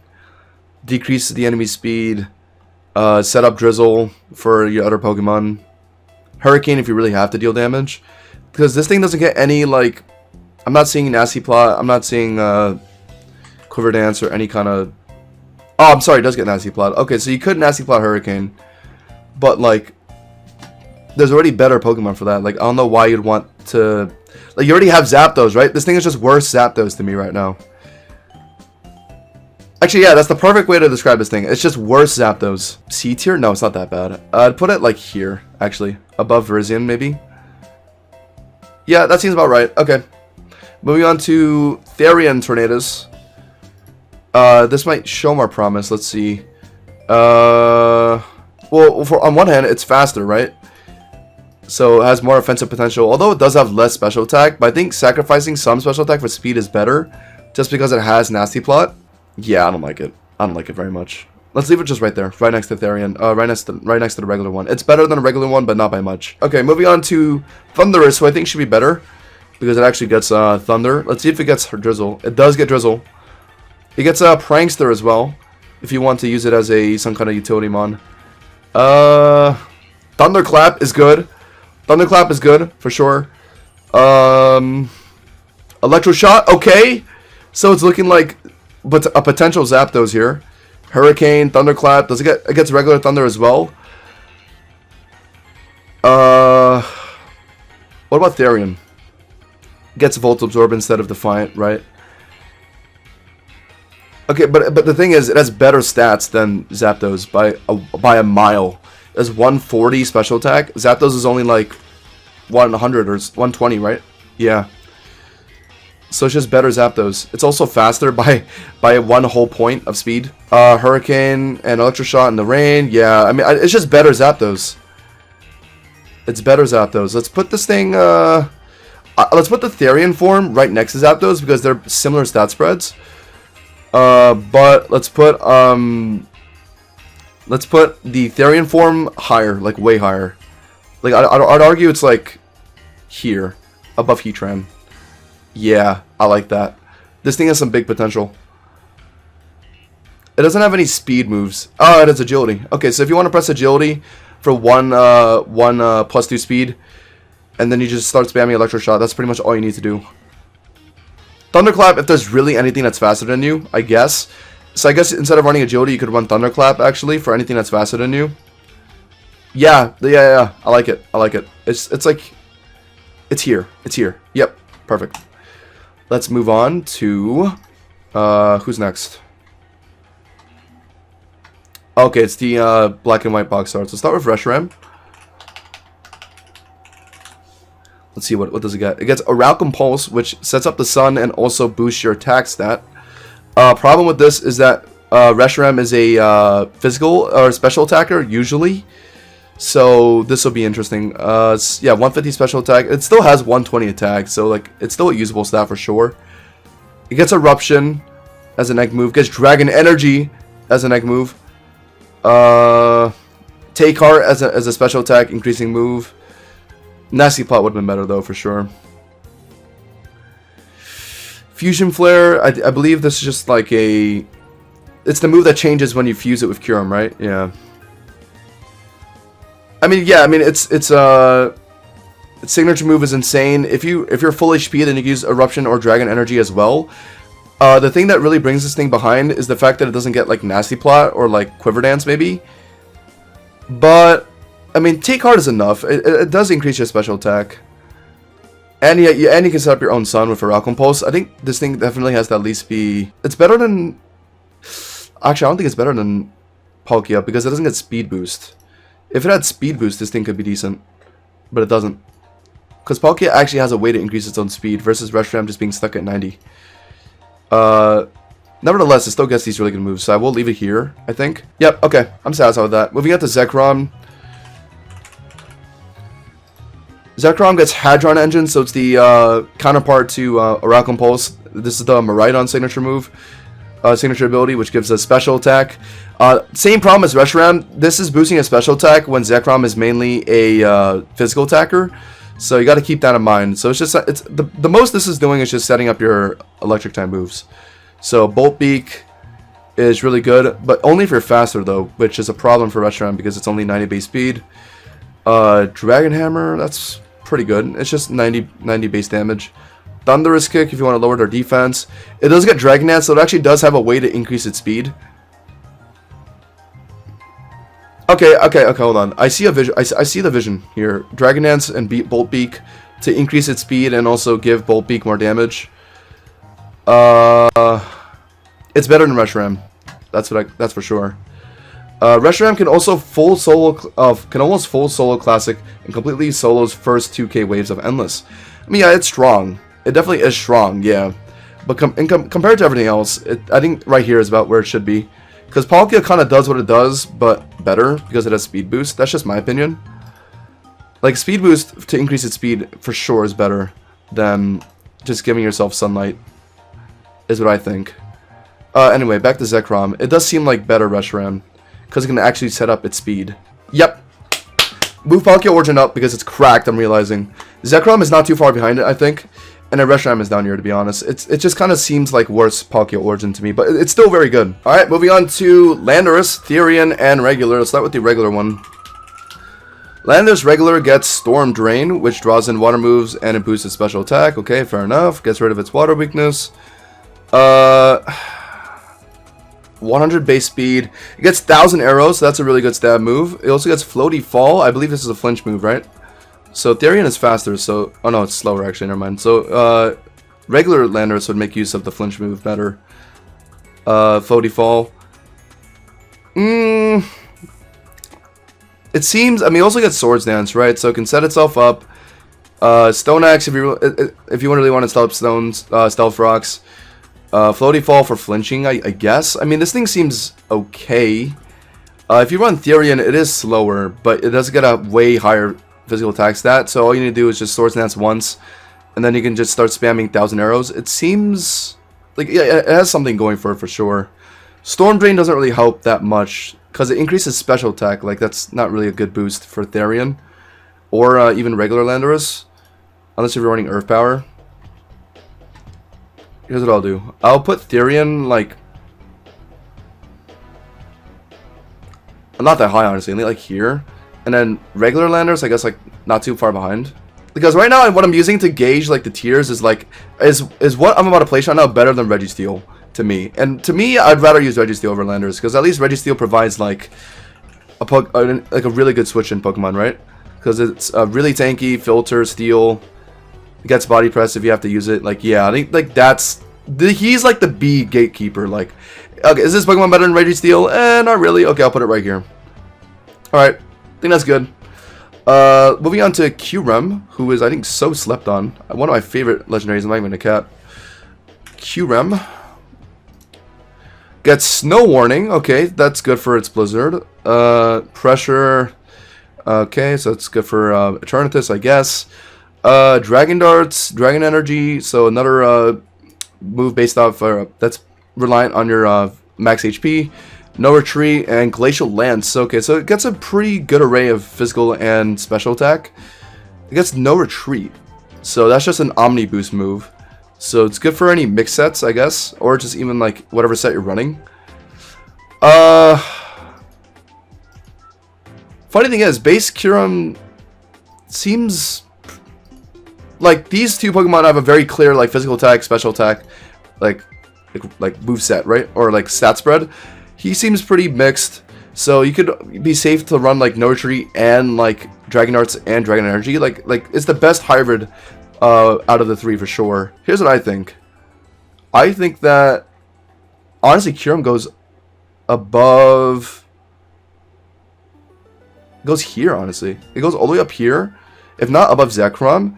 And honestly, I'll demote you a bit. I think you're a little too high. Actually, no. You have Intrepid Sword. That's pretty good. And then we'll put Black Qrem here. And I'm assuming White Qrem is probably just going to be about the same, except it's just going to be the special attack set. Where is it? White Qrem. So instead of running, like, Dragon Darts and Glacial Lance, you'd be running Blizzard, which is weaker. But you do get to run Dragon Energy, which is really strong, because it's a 150 base power if you're full HP. White Qrem is better for sure. Because, yeah, you have access to the Dragon Energy, and that's the highest attacking move in Qrem's moveset. That should be better. Deoxys shouldn't be S. It needs to one-shot or it'll just die. It'll need to be able to do for 80% of enemies, but likely falter against stronger bosses. I was contemplating that for sure. I've been like contemplating moving him down. I kind of just like the fact that he had Protean and his moveset is so like has such a like varied moveset. It seems like really good in Classic, like it's so reliable in Classic mode. In Endless mode it definitely would fall off. I do agree. I think you're right, actually, Chatter. It is too high. Let's put it like... It seems really good for Classic mode, so I want to at least put it like... Maybe here, above Mewtwo, I say, yeah. Let's move on to Keldeo, who I'm pretty sure... Keldeo before Keldeo Resolute is just like worse. It's a worse version. Wait, hold on, they're like the same. What? What's the difference then? Egg moves, maybe? Moves that I can learn? No? Nothing? Huh. Okay, I guess they're pretty similar then. In any case, Grim Neigh is Spectreer's regular ability, which is basically just special attack Moxie. So that's nuts. It's technically worse Soul Heart, but it's pretty much like the same, like a little worse, but it's like as good, I'd say. It has 129 special attack and 108 speed, so you can pretty much just think of this thing as like a special attack Kartana. Actually way less stronger because Kartana's like what 180 physical attack. It's a bit bulkier but less strong Kartana for a special attack. That's pretty much just Keldeo. But it has a very varied moveset, like Bouncy Bubble if you want to heal a bit, Thunderbolt for your flying weakness, I guess, your flying weakness. Steam Eruption's a really good move because it's basically just the stronger Scald. Freeze Dry for other water types, although you already have Thunderbolt, so I don't know why that would matter that much. Secret Sword if you want to hit things for physical damage instead of special attack. Like, yeah, like it has good things going for it. I want to, because, okay, it looks like Keldeo is just worse Keldeo Resolute, so let's just only rank Resolute here. This thing is at least up here, I'd say. Because it's a Moximon, right? Like, Moximons have so much value, especially in Classic mode. And they can be pretty good in Endless mode as well. I think it's about here, chat. I think. Below the Thunderous Therian, because Thunderous Therian gets freaking Drizzle Electroshock. I think that's a little too broken. Meloetta, who is a pretty trash Pokemon, but hopefully PokéRogue redeemed it. So 128 special attack, speed 90, Mind's Eyes, so it can ignore ghost types and hit them with normal and fighting type moves. Serene Grace, alright.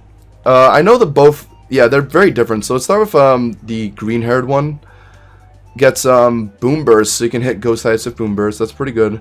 Triple Arrows, that's gonna be more for the orange haired one. Quiver Dance is, yeah, good for the green haired one because it's a special attacker. Okay, the thing is, this thing gets Serene Grace, so what does it? It doesn't seem to get any like flinch moves or like paralysis or. Okay, I mean, can this flinch? Oh, Triple Arrows can flinch, and it hits 3 times, right? Oh my god. Okay, so the Serene Grace seems to be more for the orange-haired one. Yeah, not much for the green-haired one. The green-haired one still gets Torch Song though. Torch Song, Quiver Dance. That's kind of cracked. And Boom Burst to hit ghost types as well. Seems to be about here, I'd say. Because the good thing about Torch Song, instead of Moxie or Grim Neigh, is that you don't need to kill something to get the increase. All you need to do is hit them, and you get the increase, right? So technically, it's better than Moxie or whatever else. The downside is that you have to use a move that's 80 base power, right? Versus Keldeo has like really strong moves like Steam Eruption, that's 110. So like they're not relegated to using an 80 base power move to get that stat increase, but like it can get more stat increases in one battle is what I'm trying to say. Quiver Dance to set up its speed is really good. That's something that Keldeo does not have. So I'd argue this thing is above Keldeo, actually. Because Boom Burst is a really strong move. Yeah, I'm happy with this thing being above Keldeo, to be honest. Moving on to the orange one. It has the same one of Mind's Eyes. So Mind's Eyes is going to be better for the orange-haired one because it actually uses fighting types moves as well. So Triple Arrows has a chance to flinch, which helps, which works with Serene Grace. And also the defense drop is going to work with Serene Grace as well. So you have a really high chance to either decrease their defense or just flinch them. What else do you get? You get Close Combat, which is a great physical fighting type move. You also get the 3 punches, so if you want any coverage, probably Ice Punch will be the better one for flying types. Swords Dance can increase its attack even more. This is an interesting one, chat. I want to say that this is kind of like Jirachi, since it's a Serene Grace Pokemon, but I don't think it's as good because, or is it as good? It does get Swords Dance. I mean, that does help set up its attacks that more. I think it's about here. It's a better Jirachi, it seems, because it actually deals damage. And if that Triple Arrows move is as good as I think it is, then it should be really solid for flinching. Alright, moving on to, wow, okay, Genesect. Now, I do know a bit about Genesect in this game. It gets, Protean. It gets Protean and also Download. So, Download is going to be increasing its, attack or special attack based on what the target's defense or special defense is. Reason why it gets Protean is because it gets, the move, where is it? Technoblast. And Technoblast's type will change based on whatever drive you have. The problem with Genesect in this game, though, is like Arceus, the drives aren't in the game, I believe. So once it gets the drives, it'll become like probably like high A or maybe even S tier. But for now, I'd say it's like low A, I think. The special set will definitely be better because you're trying to use Protean Technoblast, right? So you'll be using Technoblast, Bug Buzz probably. It gets Tail Glow. Oh my way, it gets Tail Glow. And Tachyon Cutter. Wait a minute. Wait just a minute. It gets Tail Glow. That changes a lot of things. It gets Tail Glow and Tachyon Cutter for solid steel damage. So the moveset would definitely be Technoblast for like varied damage based on your drive. Bug Buzz for bug stab damage. Tachyon Cutter for steel stab. And Tail Glow to increase your special attack by 3 stages. So this thing right now actually seems really good. I'm not going to cap. Like, it would be like maybe A tier, high A tier. Maybe like here, to be honest. But like once it gets its drives, I'd argue this thing would be like here, S tier. Chat just confirmed that Genesect's drives are in the game. So that changes things. I'd actually put this thing like here then. Because Genesect, like I mentioned, gets Protean for its Technoblast. Gets Tail Glow apparently, which is crazy. So yeah, I mean that's pretty much all you need to know. Can triple its not triple, but can increase its special attack by 3 stages and just use Protean for its Technoblast. It's S tier. Arceus, if we're ranking Genesect off of its drives, I'm gonna assume that Arceus has its plates, and I'm gonna actually give it a ranking based off of its plates as well. With its plates, that means you could run a ghost plate for Spectral Thief or for fighting for Collision Course and for Collision Course, double damage Spectral Thief, or double damage Collision Course. And it has really good speed and really good attack stat, 120, 120. Good bulk as well. I mean, this thing has to at least be in here, I think. I would think like maybe above Genesect for sure, above Genesect. Moving on to Xerneas and Evolto, yeah, finally. Okay, the Gen 6 box arts. Let's start with Xerneas. So, Xerneas seems to get Misty Surge, which just sets up Misty Terrain. So, that'll be increasing your Fairy-type moves, and also, it has an additional effect that I'm forgetting. But I don't think it's that important, so we can just forget about that for now. It gets Searing Shot, okay, so good Flamethrower move. Lumina Crash to decrease the enemy SPDF. Shrink Sap, okay, that's a good recovery move. Tail Glow, okay, that's the important one. Can it increase its special attack by 3 stages? This means that it's not too reliant on Geomancy anymore. Because Geomancy sharply increases special attack, SPDF, and speed, right? So, like, if you just want the attack raise, then Tail Glow is just the better to use then. Geomancy, you use it if you want your double speed boost. Which sometimes you might want it, right? Because Xerneas' speed is only 99. But outside of that, Fairy... Okay, so it has like Moonblast and stuff, right? I mean, it's a 130 power Mon with Tail Glow. I mean, that's pretty good. Is it above Azelf? I don't think so.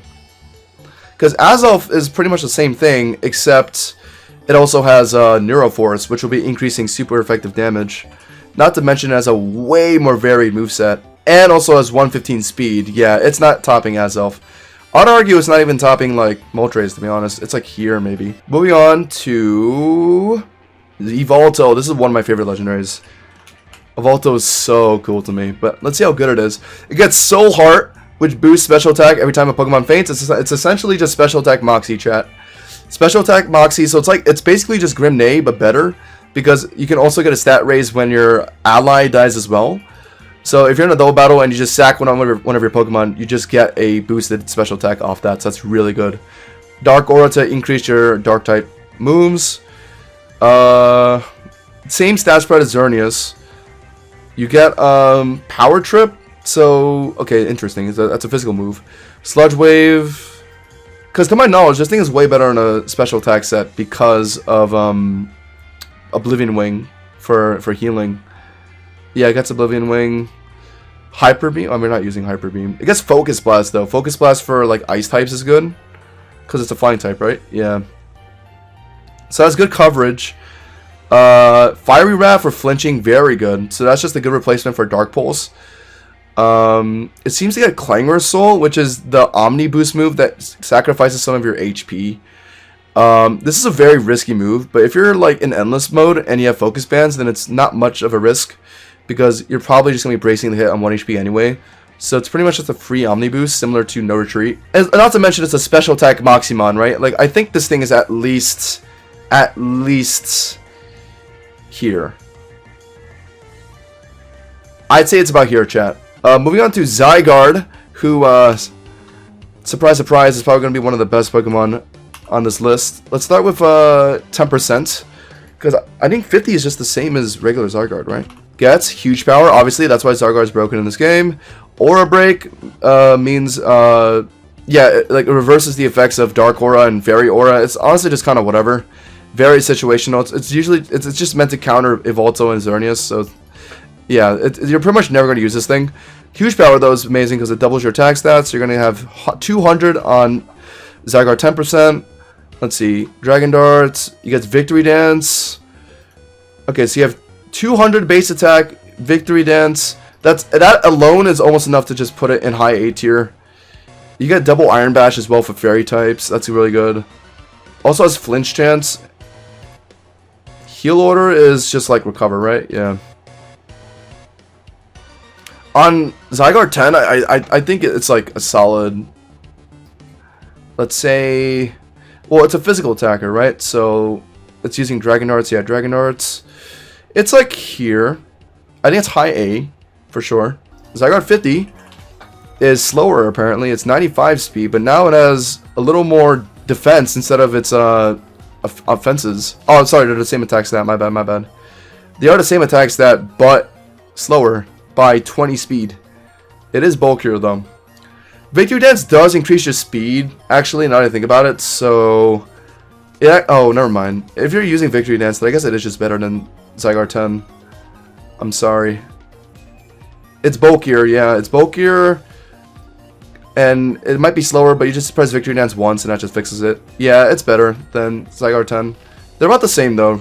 They're about the same. Let's just put it above Zygarde 10 and be done with it. Yeah. Alright, moving on to the final form of Zygarde, who I'm suspecting is going to be the best Pokemon in the game, but let's see. Zygarde Complete gets huge power, but also gets Power Construct, which, I believe how it works is, like, when it becomes below half HP, it changes into Complete form. That's how it works. So you're pretty much just going to be using Zygarde 50, but once you get that speed, once you drop below 50% HP, you become Zygarde Complete. That's how that works. So you have the same attack stat, same pretty much everything, except now you have 200 HP. Your speed decreased, but as we mentioned, as long as you just press Victory Dance, it's just fine. Like 80 speed is sufficeable, or it suffices when you have Victory Dance, which boosts your speed, and you can use that multiple times because you're so bulky, right? You also have Heal Order to make sure you stay healthy. Dragon Arts is your main physical dragon move. You have options between 1,000 Arrows, 1,000 Waves.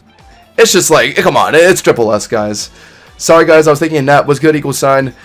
We just ranked Zygarde Complete into triple S. I mean, come on, it's a 200 base attack Pokemon with 200 HP. I think maybe you should be here because you're so squishy, but we can move Zygarde 50 up to like here, maybe. Like here, I'd say. Below Tailglow Manaphy, maybe. That seems about right, yeah. And then complete form goes up here because it becomes so tanky. Yeah. Moving on to Diancie. Diancie, I'm pretty sure Mega is just a better version. Yeah, okay, so we don't even need to look at regular Diancie. Let's just look at Mega Diancie here. It gets Levitate, so it ignores its ground weakness. Magic Bounce, so it doesn't get status. It doesn't get parried, poisoned.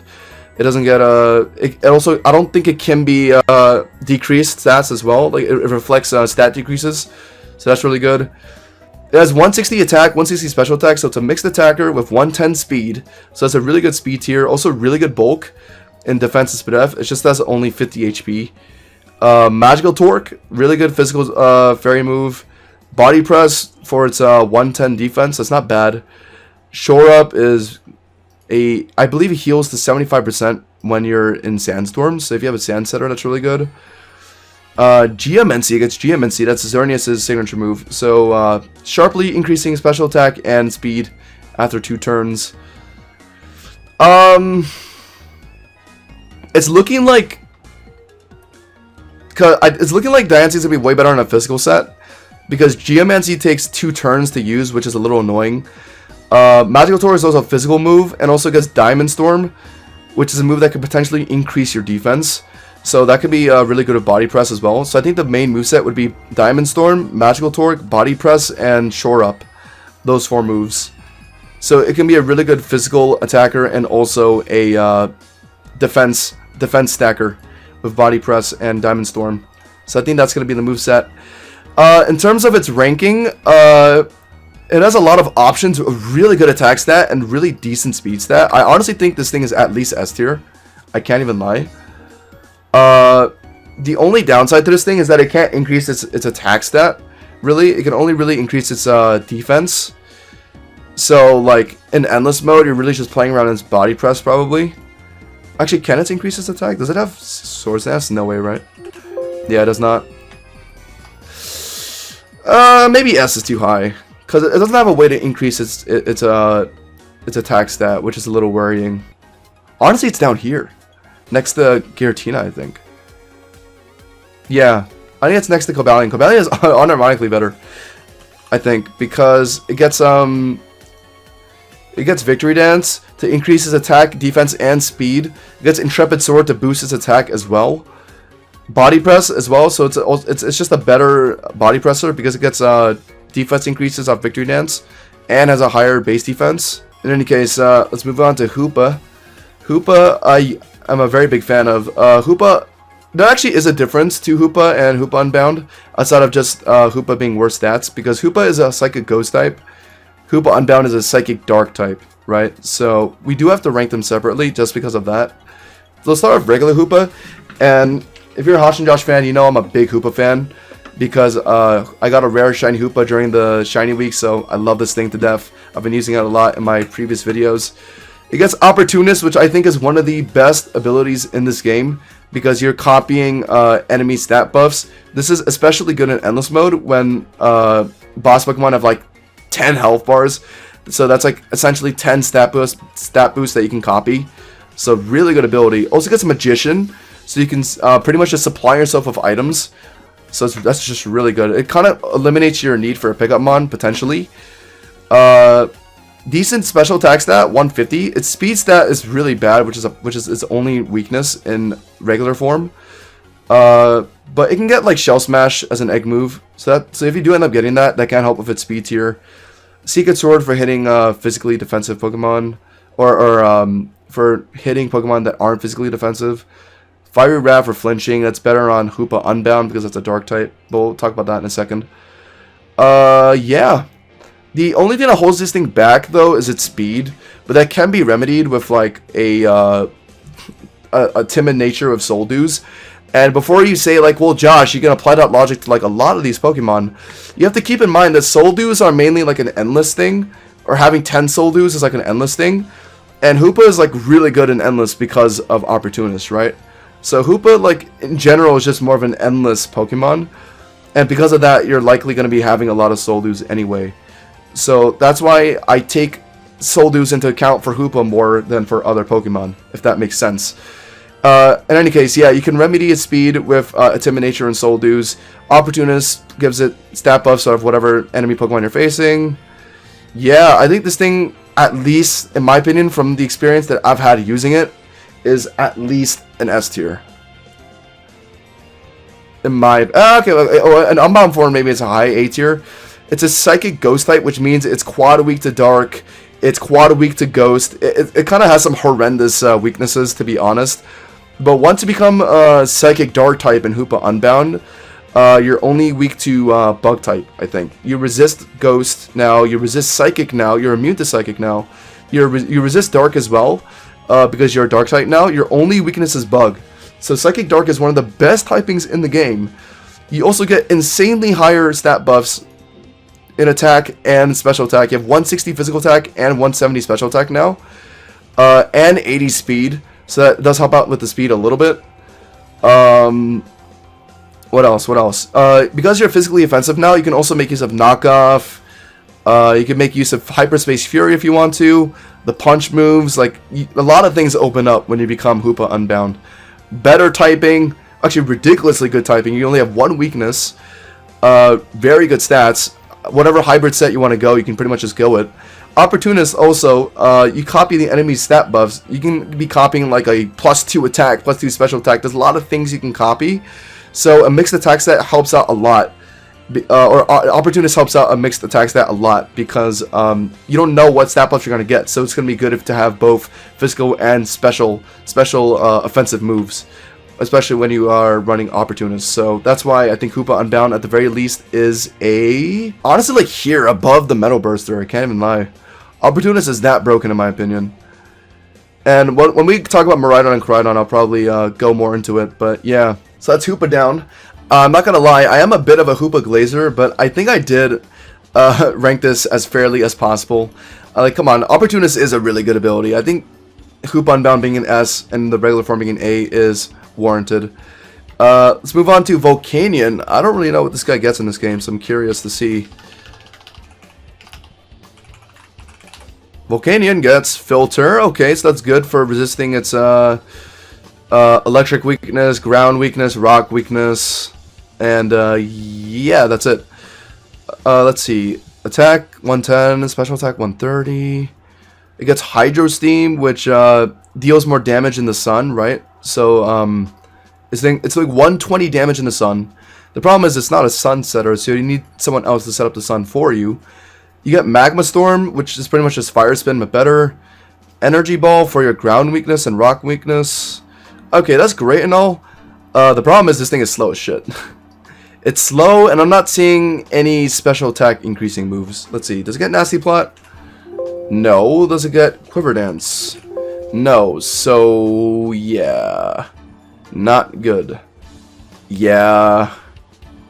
Nah. It has good coverage, but it's not enough. Good coverage is not enough for a Pokemon to be high on this list. I want to at least put it maybe low B, I'd say. Like, around here, I'd say. I think that's fine. Low B, I think is good. At least it has good coverage, I guess. Let's go on to Type Null and Silvally. I'm pretty sure Silvally is just better Type Null, right? Let me see. Yeah, it's literally just better Type Null. Silvally is better Type Null. It just gets like... Or is it? Wait, hold on. Hey, why aren't you... Yeah, it just... The only difference is that it gets, like, 40 more speed. But outside of that, it just seems like a better Type Null. Although Type Null does have a different ability, but honestly, I don't really give a crap about that. Let's just rank Silvally only.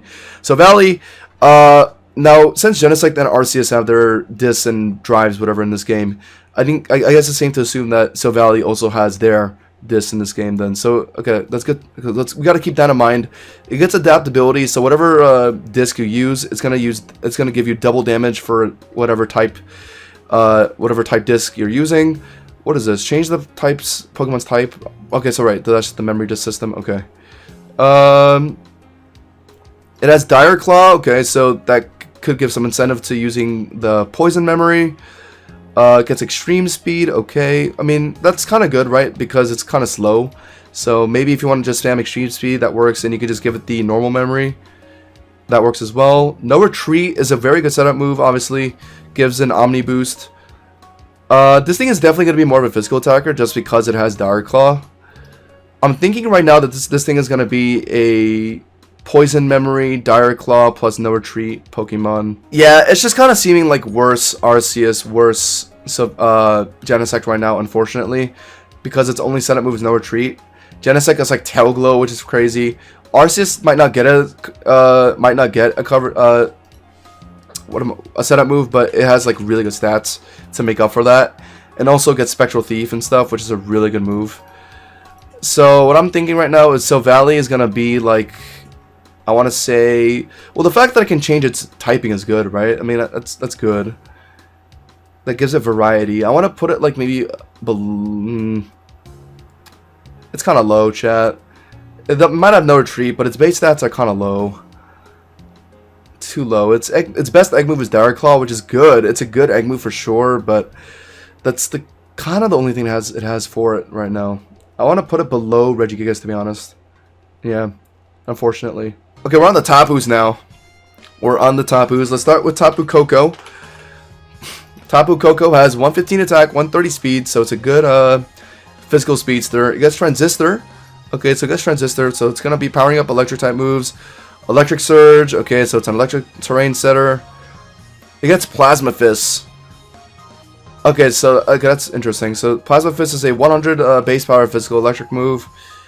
Rising Voltage, yeah, I mean, that could be good, except the problem is its special attack stat is 20 less than its physical attack stats, so there is less incentive. But because you're setting up your own electric terrain, this move does become a 140 base power move, so that is really good. If you want to do like a special attack set on Tapu Koko. Does the thing get Nasty Plot? No. Does it get Quiver Dance? No. Okay, so unfortunately, I would avoid using a special attack set on Tapu Koko. It has no special attack raising moves going for it. If it got Bolt Beak, this thing could be crazy, but then not. Understandably, I guess, because that move would have been broken on this Pokemon. At most, I see this thing being like, because it didn't get Eddie. I mean, I guess it did get Plasma Fist. That is a pretty good physical electric move. I'll put this thing like below Zapdos, I'll say. Oh no, actually it's below Victini too. Honestly, I'll at least put it above Terrakion, I think. Yeah, above Terrakion, below Victini, I think is right for the Tapu Koko. Yeah, unfortunate. If they gave this thing like Quiver Dance to help out with its special attack set, this Rising Voltage electric terrain set could have went crazy. It really could have. But, nah. Unfortunately, PokéRogue kind of missed with this one, unfortunately. It is what it is. Okay, moving on to Tapu Lele, who I'm pretty sure is really good in this game. Gets Psychic Surge, so it's setting up its own Psychic terrain, which also helps you from, which helps mitigate priority moves like Ice Shard, Quick Attack, etc. It gets Nasty Plot, so that already makes it way better than Tapu Koko because it actually has a setup move with its base 130 special attack. It gets Expanding Force, which if you don't know what that is, it's a move that pretty much deals double damage, I believe. Oh no, it doesn't deal double damage. Or does it? It says the power goes up. Again, it gets some kind of boost in Psychic Terrain. So it's a move that gets more damage in Psychic Terrain and also deals damage to everyone. Or all opposing Pokemon. So in double battles, it's really good. So that's a really good combination, right? Expanding Force and Psychic Surge. Heat Wave for Steel types, because this thing is obviously weak to Steel types because it's a Fairy type. So Heat Wave helps with that. Moonlight to heal. It's based on weather. I think it heals most in sunlight, or not sunlight. In what's it called? In rain. I think it heals most in rain, I believe. I might have to double check that later, I guess. I'm too lazy to do it right now. But yeah. Expanding Force, Nasty Plot, Moonlight. I think that's enough to put this thing in like at least I want to say like it's up here, bro. It's up here. I want to say above Xerneas, to be honest. This thing is kind of cracked. In any case, that's Tapu Lele's ranking. Let's move on to Tapu Bulu. Tapu Bulu gets Triage. Oh, gets Triage. Turns the ground into grassy terrain. Right, gets grassy terrain. Okay, here's what's great about Triage, chat. Triage works with Drain Punch.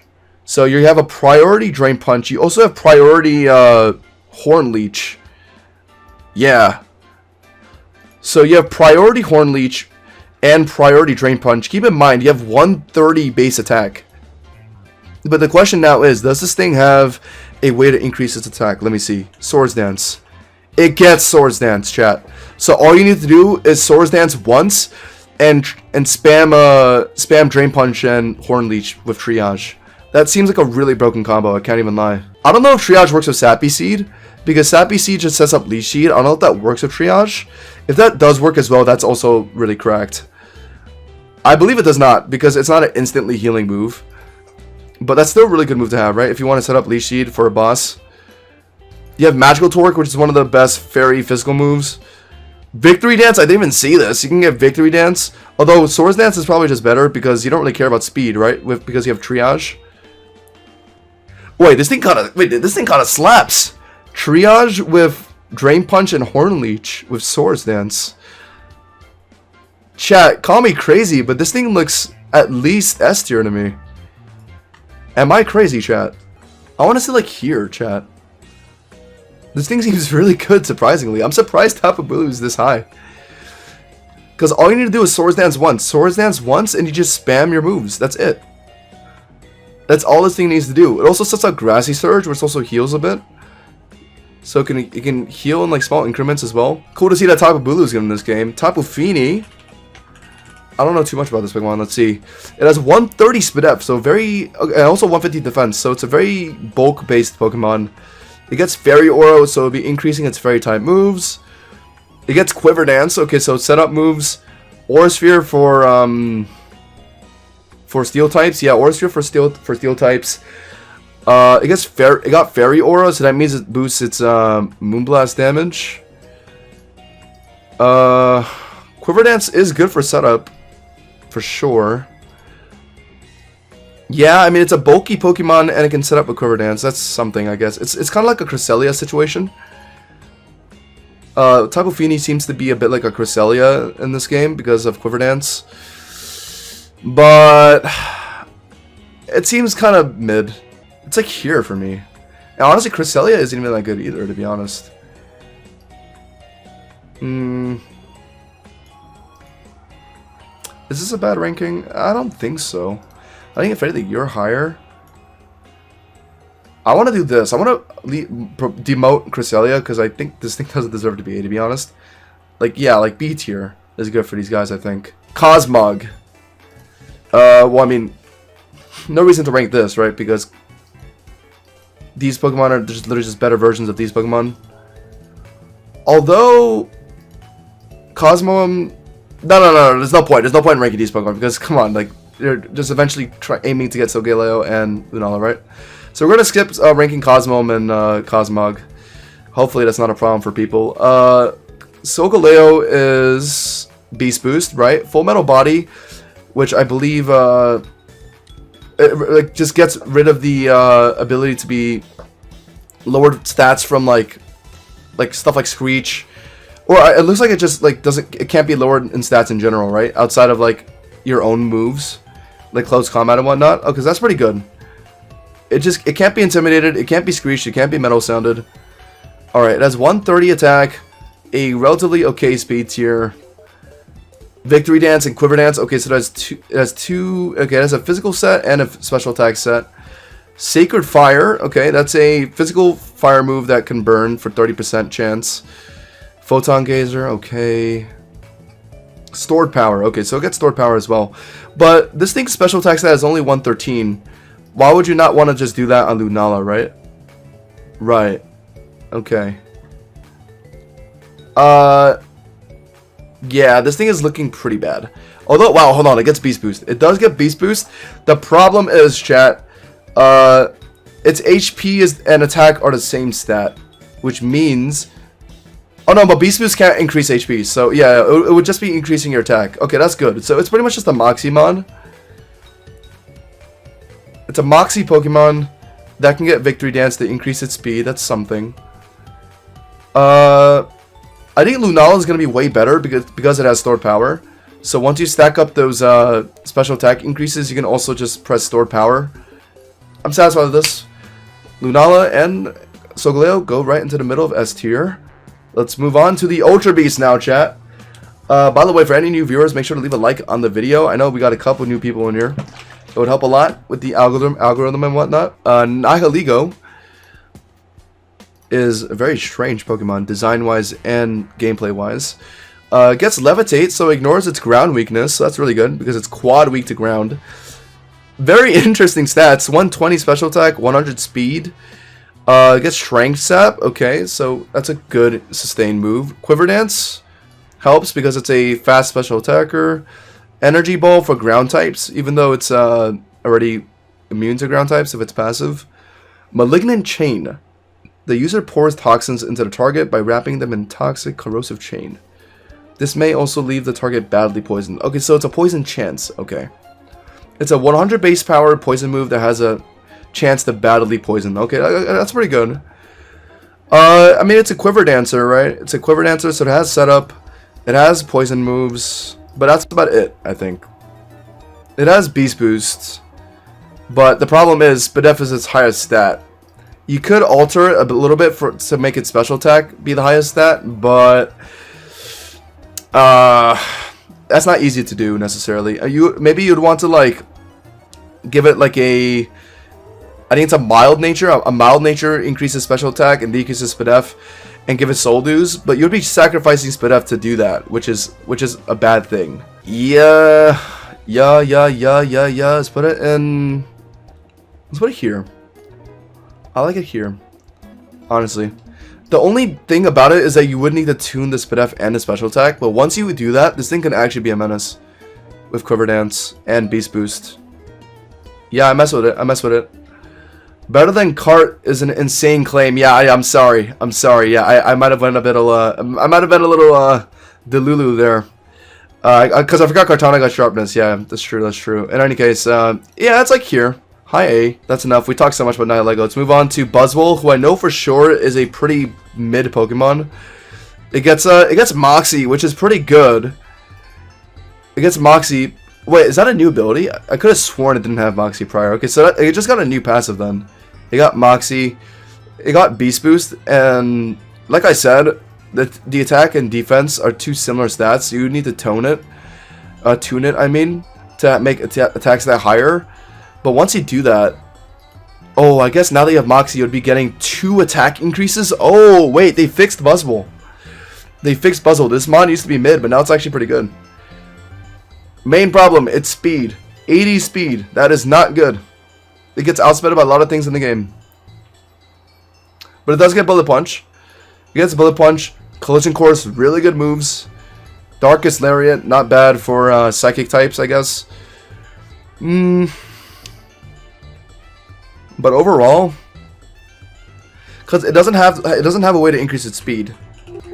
That is a very big weakness of this mod.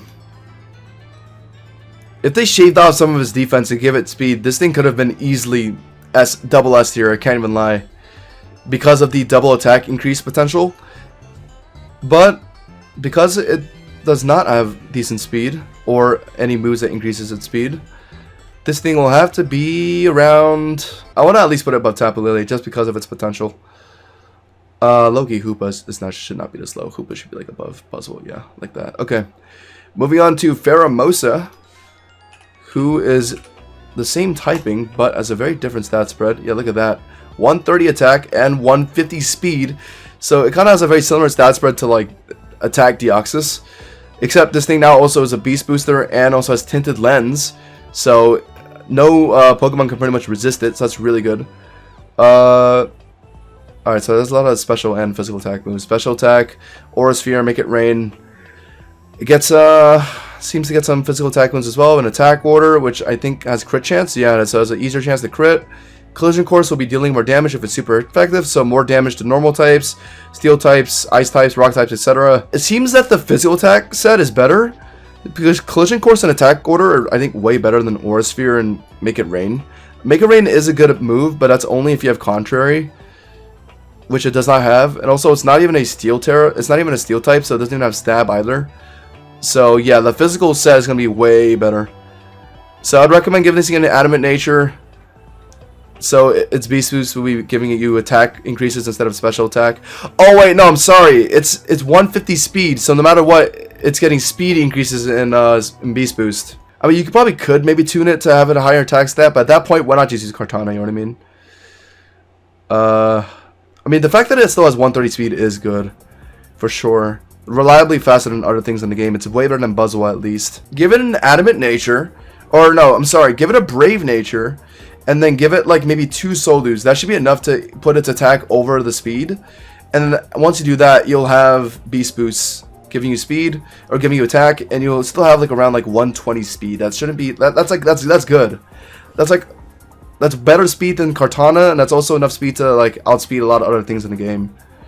It's a lot of work, but if you do put in that work, this thing can be better than like a lot of things in this game. All right, moving on to who are we on? Xurkitree.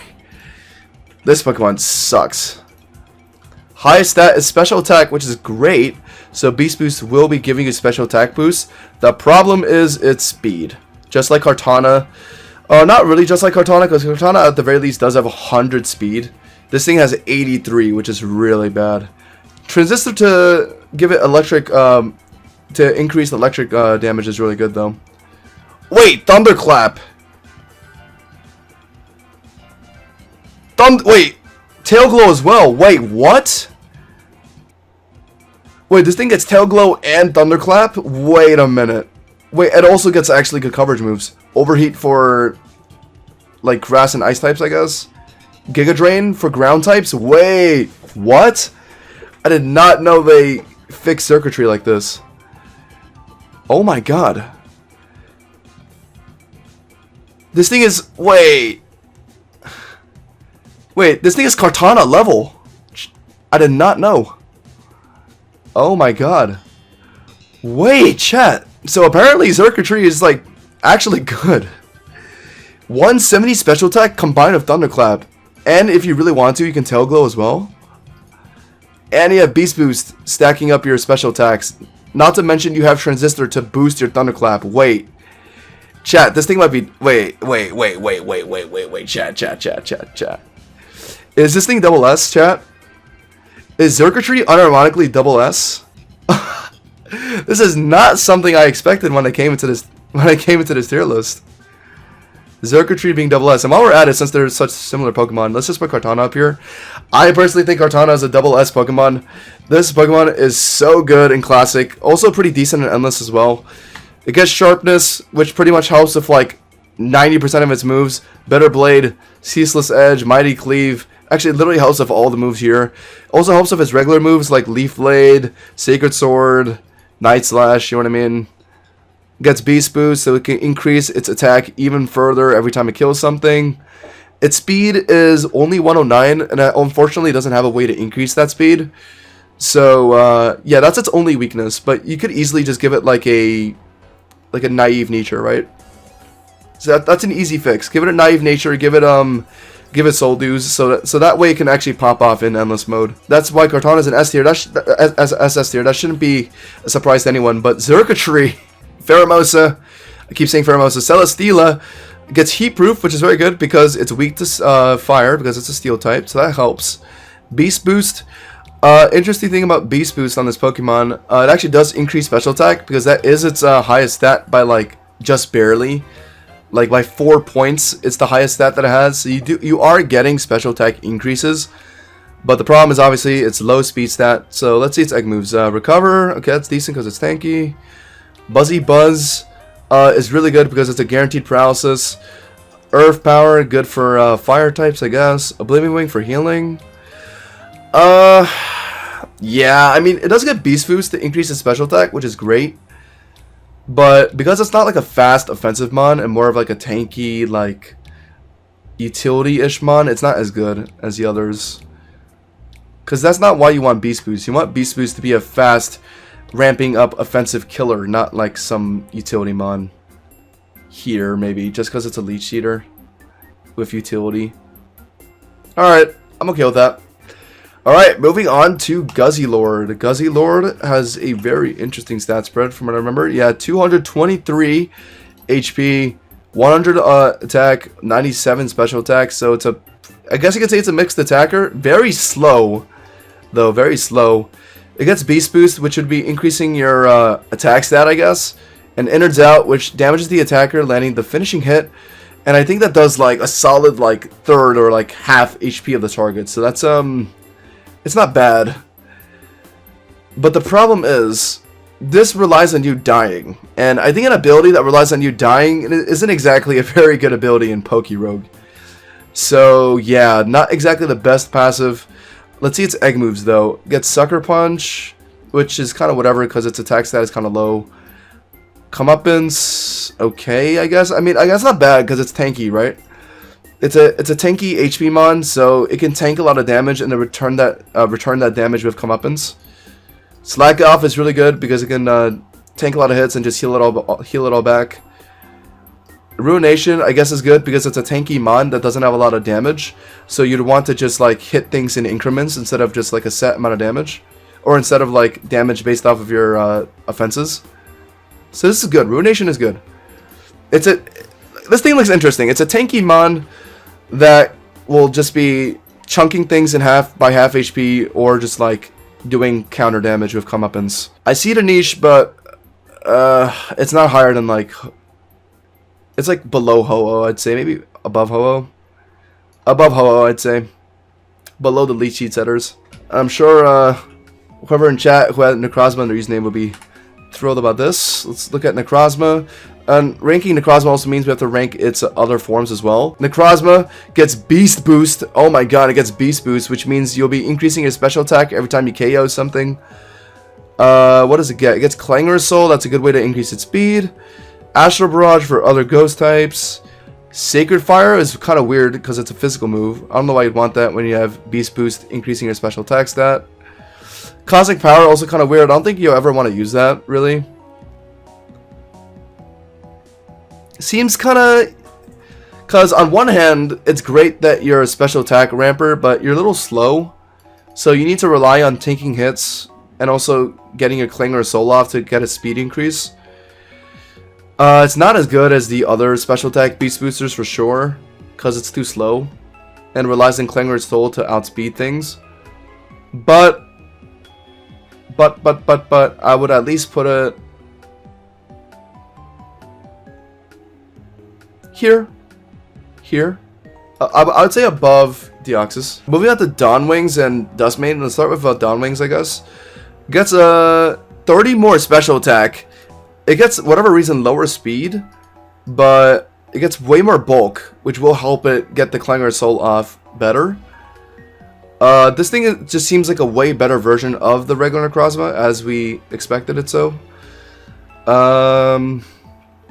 See, now that it's bulkier, it has more leeway to actually use Cosmic Power, use Moonlight, use Clangor Soul. Yeah, and also it has a very solid base special attack as well. So that's gonna be good on top of its Beast Boost. Yeah, I think it seems alright. We'll put it there, and I'm assuming Solgaleo will probably be in around the same area. 157 attack. That's why I Sacred Fire, right, for Dustmane. Okay, I see that now. Yeah. It's probably just worse because it can't use Stored Power, right? I mean, it could use Stored Power, but it's not a special attack heavy Pokemon anymore. So it's gonna be Solgaleo, probably right behind Dawnwings, like here. Yeah, that seems about right. Okay, moving on to who now? Ultra Necrozma. Is that even accessible in this game? Apparently. Oh my god, you could use Ultra Necrozma in this game. So it gets Neuroforce, which is freaking fantastic for super effective damage. Beast Boost. But now the problem is its attack and special attack are tied, so you would actually need to tune it a bit. You would need to tune it a bit, but on the bright side, now that your speed is at 129, there's no need to actually rely on Clangor Soul to stack up speed. So what you would do is probably just keep sweeping with Beast Boost, get like Stored power, I guess. I guess you would be running a special attack set with special attack set with stored power. Astral Barrage, yeah, Astral Barrage for sure. Yeah, this thing looks cracked. This thing looks like Kartana on steroids, I can't even lie. Because it also gets Neuroforce, chat. He isn't available at the moment. Oh, he's not? Oh, okay. That probably makes more sense. I was confused as to why there's a sprite for him. Okay, that makes sense. Should I rank him then? I mean, if he's not available, maybe I shouldn't rank him. Although, if he was in the game, he would for sure be like here. He would for sure be like here. Maybe below Xurkitree, low-key, because Xurkitree does get Tail Glow. But definitely higher than Kartana. Should I give it a theoretical placement, chat? What do you think? Maybe for like when he does come out and people look at this list and be like, oh, so he's like SS tier. I wouldn't mind. So since we already have a good idea of how strong it would be, right? If it was in the game. Given its stats here. And also its stats here. I think I'll leave it there. Okay, moving on to Mara Magearna. Magearna has the same stats in, okay, both, so it doesn't matter. Steely Spirit, so that's going to be powering up ally Pokemon Steel moves. Soul Heart is the special attack Moxie, like we've mentioned. Its speed is very bad. It doesn't have anything to make up for that speed, I don't think. Does it get agility?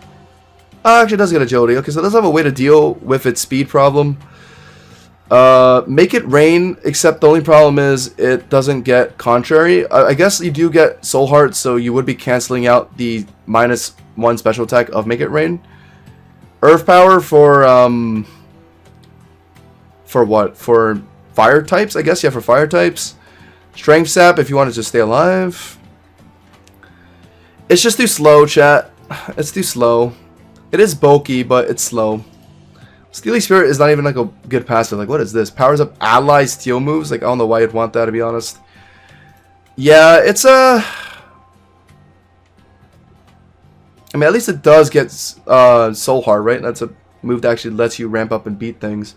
I'll put it like below Zekrom, I think. Moving on to Marshadow, who I freaking love. One of my favorite designs. Is he good in this game, though? Let's see. Marshadow gets Iron Fist, which is going to be helping for a lot of its moves. I don't know if Spectral Thief isn't a punching move. I hope it is, because that's probably the main move you would spam. Technician as well, so that helps out with Shadow Sneak. It gets Power of Punch, so that's going to be boosted by Technician as well, and that will be increasing your attack. So that's a good way to buff up your attack in like Classic, Endless, whatever it is. Triple Axle for flying types is good coverage. Storm Throw. The user strikes the target, it'll always crit. Okay, that's interesting. I don't think it counts as a punch move, though. Double Iron Bash is good for fairy types. It's fairy coverage. I think it also does count as a punching move, so it will be boosted by Iron Fist. So that would essentially be 180 base power. Yeah, it's really good. Its attack increases are locked behind Power Up Punch, which you'd have to spam 6 times to get the +6. So that's a bit tough. So it's not higher than like the damage rampers, I'd say. I'd say it's like right... I think it's right here. I think it's above Giratina for me. Poipole, or I guess Naganadel, since Poipole is just worse Naganadel. I've already seen this Pokemon. I kind of know what it can do, but it could essentially its base boost. It'll be increasing its special attack stat. Sheer Force, so if you have any like Sludge Bomb or like Sludge Bomb, Bug Buzz, they'll all be boosted by Sheer Force.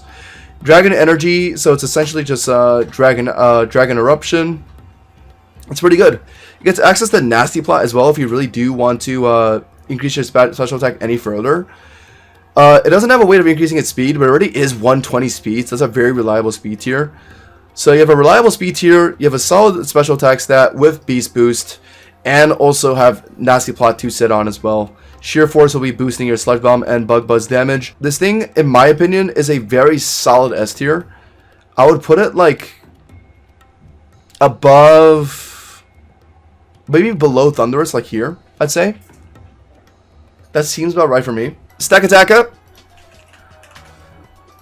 Solid Rock reduces the power of super effective attacks taken. Right. Beast Boost would be setting up defense. Does it get Body Press? Does get Body Press. So it is a 200 defensive mon that can have Body Press. Right? And can further increase that defense with Beast Boost. Heavy Slam is really good because it's really heavy. Shore Up, good for healing back to 75% HP, potentially. Curse for further increasing his defense, although I don't think you'd really have to do that, given how insanely high the defense is already. Soul Cure, it's the Soul Cure Mon. Oh my god, wait, chat. This thing is a potential S tier, in my opinion. Then moving on to... who's next? Blacephalon. Blacephalon has magic arts. It can only take damage from attacks. It cannot take damage from statuses or weather. Beast boost, so it will be setting up its special attack. It is a 100 base speed, so not the highest. Let's see. It gets Nasty Plot, Aura Sphere. Chloroblast was a very good move for water types. Okay, so it has good coverage. It has Beast boost. It has Nasty Plot. It just kind of seems like a little worse Naganadel to me, because it's slower. In any case, Zeraora is next. This Pokemon is like not that good, I'm pretty sure, but let's see. Obviously, it's like one of the fastest Pokemon in the game, 143 speed, but it only has 112 attack. Swords Dance, Triple Axle for ground types, Bolt Strike. Okay, does it get Bolt Beak? No, it does not. Coverage moves are great. It does get Swords Dance. The only problem is its base attack is really low. At least you don't have to worry about being outsped, which is a good thing.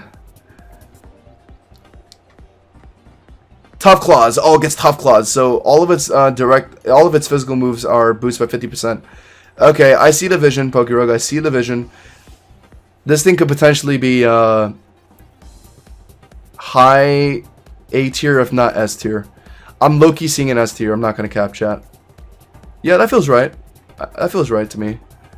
Low-key, these guys can be promoted to low S tier. These guys are kind of underrated. Like here, I like that. Nihilego, ooh, should these guys also be promoted to low S? Low key, yeah. I think they should. I think we should stop at Azelf. Moving on to Melmetal. Melmetal is a pretty solid Pokemon because it can get G-Max. But on top of that, it also has Steely Spirit, which apparently will be boosting its own Steel-type moves as well. Has Iron Fist for the double Iron Bash. Bullet Punch works with Iron Fist and also Steely Spirit, so it's going to be boosted by, I guess, 100%. Holy shit. So that's going to be 120 damage on the Bullet Punch. Oh my god. So it's an incredibly boosted Bullet Punch. Plasma Fist for I don't know, for like extra coverage, I guess. We should be gauging it based off G-Max, right? 160 attack. Steely Spirit and Iron Fist allows it to have a really strong Bullet Punch. So it's going to have pretty much always be hitting first and also have a 120 boosted Bullet Punch. That's really good. 120 Bullet Punch priority spam with 165 attack. That's like decent, I think. It's not, is it anything too amazing? I'm not sure. So I feel like at most it's like here, I think. I don't think it's above these other Pokemon. Yeah, like just about around here. Its gimmick is cool. You get to spam Bullet Punch. But that's pretty much it. You just spam Bullet Punch. You get outsped if not. I mean, you're bulky if you choose to do other things anyway, so you can tank hits. But yeah, I think it's like below Regigigas for me. Moving on to, okay, we're moving on to Generation 8. And we ranked Zacian already. We looked at that. Yeah, it's at the top. The most broken Pokemon in the game. No question about it. Best typing, best passive. Really good attack stat, Intrepid Sword. I mean, come on, is there really anything else to talk about? All I really need is Magical Torque for its egg move as well. Zamazenta. Okay, here's a very interesting one because it's the counterpart to Zacian. A lot of people think it's really bad, like, it's not Zacian, like, so like, why even bother taking it? This thing is really underrated, chat. It gets 120 attack, 140 defense.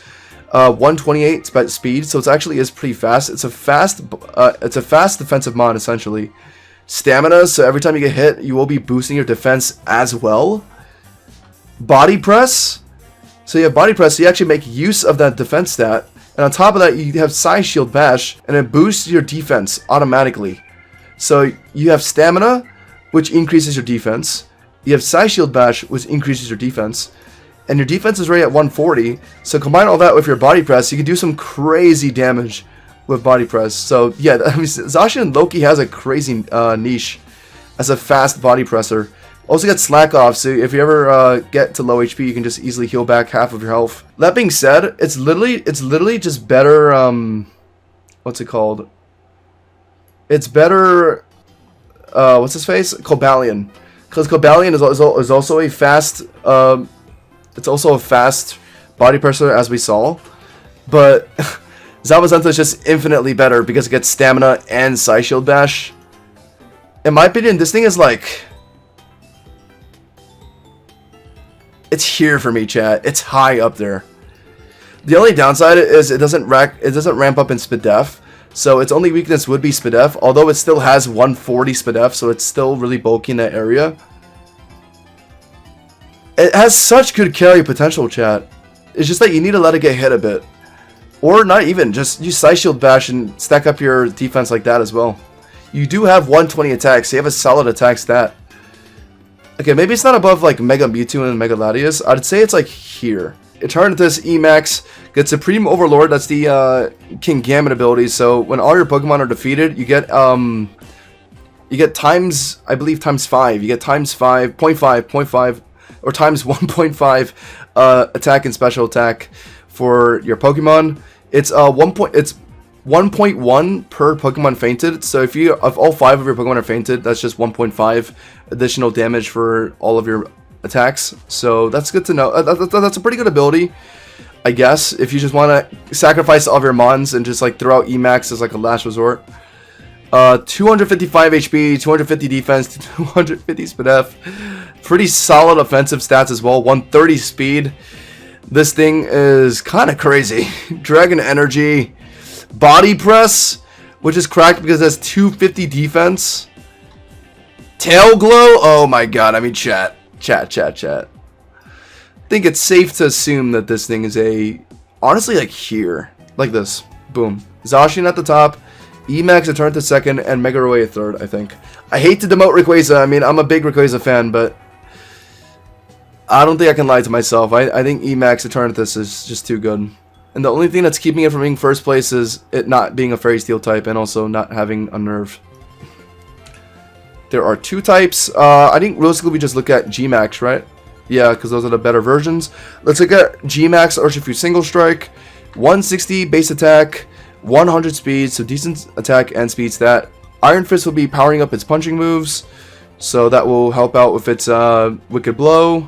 And I guess it's Drain Punch, it's Jet Punch. Okay, Jet Punch is good for its okay,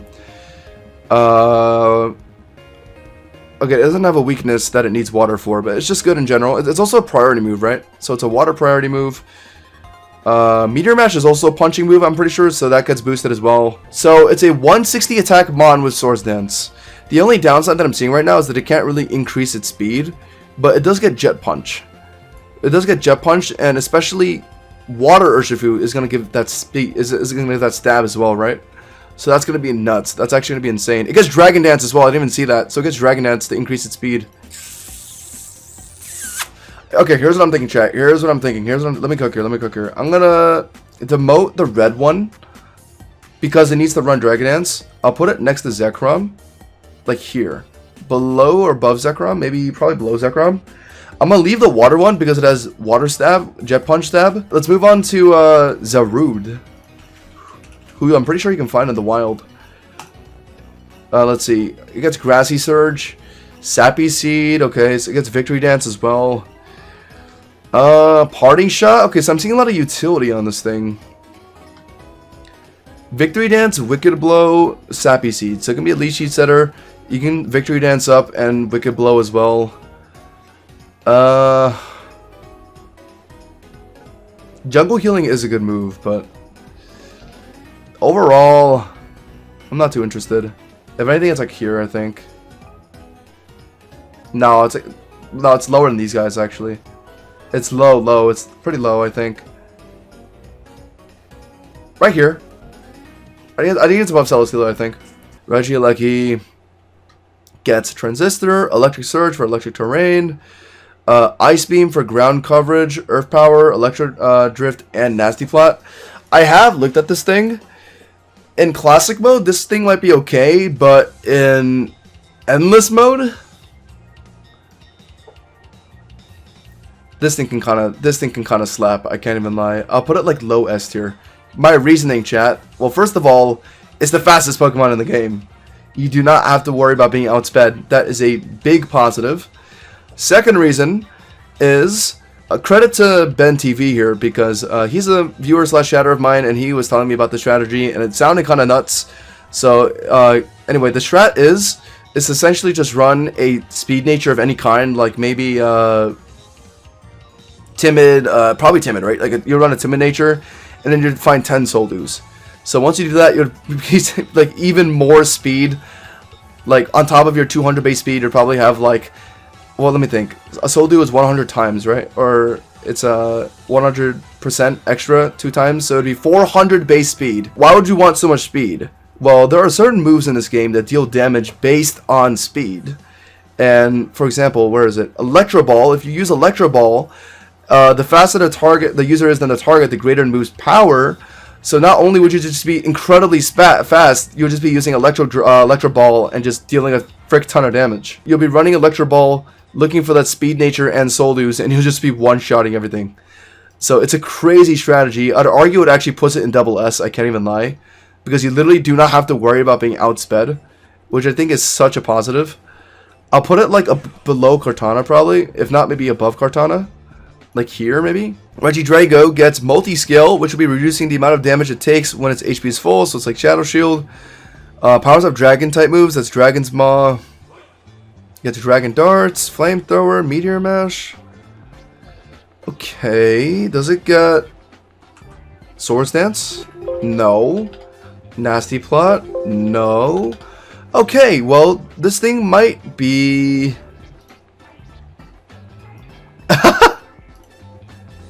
This thing is ass. Who cares about multi-scale? And it's tanky, sure, but it doesn't even really have utility moves to pair with the tankiness. It doesn't get Leash Heat, it doesn't get Soul Cure. Like, what's the point? To use it as an offensive mon? Like, why? It's not even that fast. Its offenses are minimal. It has no way of increasing its offensive. It doesn't have Beast Boost. It doesn't have Swords Dance. It doesn't have anything like that. It's just like it's just bad. Wow, that's just sad. Wow. I say it's like here maybe, at the very least. Okay, top of C. It's not worse than these Pokemon, but holy, that is embarrassing. Alright, moving on to Pokemon that are actually broken. Spectrier gets Grimnai, which is basically just special attack Beast Boost, or special attack Moxie. And Shadow Shield will be reducing the damage you take from full HP, just like Multiscale. This thing is cracked. It's 145 base special attack, has a special attack Moxie, fast with 130 speed, Astral Barrage, its signature move, Ore Sphere to deal with dark types. Let's just quickly put this thing in here. Yeah, put it right below Kartana, I think. Or actually, above Kartana. Glacier gets Filter, so it'll be reducing super effective damage. So it'll be reducing damage from Steel types, Rock types, Fighting types, Fire types. Alright, Chilling Neigh. When the Pokemon knocks out a target, it lets out a neigh, which will be increasing its attack. So it's essentially just Moxie. The problem with this Pokemon is, while it might have Oxy, it is very slow. It's a slow and Pokemon, which is generally just worse in PokéRogue. I mean, it does have high horsepower for its Rock weakness and Steel weakness. Like, it has good coverage. It has a good coverage move. It can heal Slack off. Has Filter for tankiness. Has Moxie. It's not too bad, but, like, it's not in the realm of, like, a fast special attack Moxie Pokemon like Spectrier. So, let's just put it, like, at least above Cobalion, I'd say. Maybe even, like, here. I'd say, like, right here. Between Buzzwole and Magearna feels right. Calyrex. Okay, so Calyrex is very interesting because it gets Unnerve, so it's potentially a very solid Carrymon. We're not gonna rank regular Calyrex because the United versions are literally just like better versions. Calyrex Ice gets Harvest, which may create another berry after one is used. So if you're using berries, then what is it? If you're using berries, then you can potentially just like use it again. So this is really nice to like, it's basically just a berry pouch, right? It's like a berry pouch as an ability. As one, we'll be combining both Unnerve and the Chilling Neigh Chilling Neigh from Glassstrider. So that's the Moxie ability, and also Unnerve, which prevents berry healing and any berry effect. So alright, the problem with Calyrex Ice, even though it has Unnerve and Moxie, is that it's slow, obviously. 130 SPDF, 150 defense, 100 HP, very good bulk. It has Sappy Seed for Leech Seed, which is really good. Let's put it in, I want to say low S, just because it's so slow. Like, about right there. But, where is he? Where is he? This needs to be like... here. It's here. It's here. It's here. Reason why Calyrex Spectrier is so high is, unlike Calyrex Ice, it's actually fast and also offensive as well. So it actually makes use of Grim Neigh really well because it increases its special attack stat and it can keep sweeping with its speed. 150 speed, chat. That's like basically outspeeding 98% of the things in the game. This thing is crazy fast. And it has Unnerve. It has Unnerve, so it's preventing berries from the enemy Pokemon. It's so good. Like, Unnerve is the best ability in the... Like, you'll notice here, Unnervemon, Unnervemon, Unnervemon. Unnerve really makes the SSS tier, outside of these two Pokemon, who are exceptions. But in any case, I think Calyrex Shadow is going to be the third best Pokemon in the game by far. Really good stats. It's an Unnerve and Moxie or Grim Neigh Pokemon. Recover if you really have to use it, but Sappy Seed is what really matters because you can set up Leech Seed with it. I know it's not a physical move, so it doesn't work with like its special attack stat, but I mean, if you really, it's a good utility move, right? Just to have. And as for your special attack moves, you can just have Astral Barrage and like, I don't know, like any grass move really. Energy Ball, yeah, Energy Ball works. In any case, we're moving on to Enamorus, who I believe is SS tier in terms of being the ugliest Pokemon in the game, but in terms of gameplay, let's see. Because I know this thing gets Contrary, right? Yeah, it gets Contrary, Fairy Aura, so it's a Contrary Mon with Floor Cannon. Okay, it's a Contrary Floor Cannon. Contrary, I believe it gets Superpower, right? Yeah, Superpower. But I think you'd want to use this thing more on a special attack set, right? Given that it's higher in special attack, 135, yeah. Stored Power, right? That's good with the buffs you're going to be getting. Oblivion Wing for healing. Floor Cannon. I feel like that's all you need to do, right? I mean, just Floor Cannon Contrary spam. I mean, you just do that and you're set. That's so good. Because it harshly lowers your special attack. So you're getting a significant increase in special attack with Contrary when you use it. A sharp raise. As for its speed, if you really are worried about getting outsped, I think this thing does get agility. Yeah, so it can fix its speed problem as well. What other moves does it get? Yeah, like if you want to lower their attack, it gets Springtide Storm. Yeah, this thing just seems like better Superior. And if you don't know, Superior is also another Pokemon that's contrary as well. But the difference is, this Pokemon doesn't have a lot of special attack. This Pokemon actually does 135, and on top of that, Floor Cannon is Stab, so it's going to be doing more damage. So yeah, wait, this Pokemon seems kind of crazy. Let's put it like below of SS, I think. Bottom of SS, I think, is about right for this Pokemon. You can't use Agility on Contrary. You're right. You're right. You're right. You're right. You're right. Good point, Asian Virus. So you can't even use Agility to increase your speed because you're Contrary. Right. Good point. Good point. Okay. Well, in that case, you can't even increase your speed then. So yeah, it has the same problem as Cortana in the sense that it just has a speed problem. Like any Pokemon that's going to be faster than 106 speed and is on level of Enamorus could probably potentially just end Enamorus right there, which is a problem. So it has crazy potential with the Contrary Floor Cannon, but the moment it runs into something that outspeeds it, it could run into some problem, which is why it's like about the same position as Cortana on this tier list. I think better though, because Contrary Floor Cannon is crazy. Moving on to Therian form, who just looks like so. What is this design? Oh my goodness, what a hideous design. But anyway, instead of getting Contrary, it gets Overcoat. So I suspect this thing is just going to be worse than the regular version, which is a first because usually the Therian forms are better than the regular forms, but I guess in this case, I guess for Enamorus, it's a different case. It gets Overcoat, so it's It's protected from weather moves, and also like some other things, I think. And powder moves, yeah, like powder snow, for example. In any case, it gets stored power, yeah, the same moves, but it's not as good. It is definitely not as good. This thing, low-key, is like D tier. I mean, it has good stats. Maybe I should put it higher in D tier. Like bottom of C tier, I'd say, for this thing. No, that's a bit harsh as well. It's at least higher than the birds and these guys. I like it here. Top of C tier. Alright, moving on to the paradoxes, right? We're finally on Gen 9. I'm like getting so tired, but we gotta push through. Great Tusk. I have looked at this thing. It gets Intimidate. It gets Collision Course, Dragon Dance, Morning Sun. Morning Sun is good because you're mostly gonna use it in the sun for the boosted damage, right? But outside of that, it seems okay. I mean, Collision Course is stab, right? And also does more damage when super effective, which is good. Intimidate as a passive is really solid too, right? Like, just lowering an attack of an enemy Pokemon is always good. Falls off in Endless, but pretty good in Classic mode. Seems very middle of the road for me. Great Tusk. I want to put this guy like...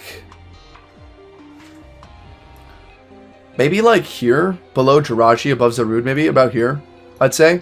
Feels about right. Moving on to Screamtail, who should be pretty ass in this game, I think. Oh, just kidding. Gets Unaware. What? Gets Unaware. That already gives it high value. Torch Song. Glitzy Glow. What is this? Bombards the target with telekinetic force. Weakens the opposing Pokemon's special moves. Sparkly Swirl. Heal status conditions. Moonlight.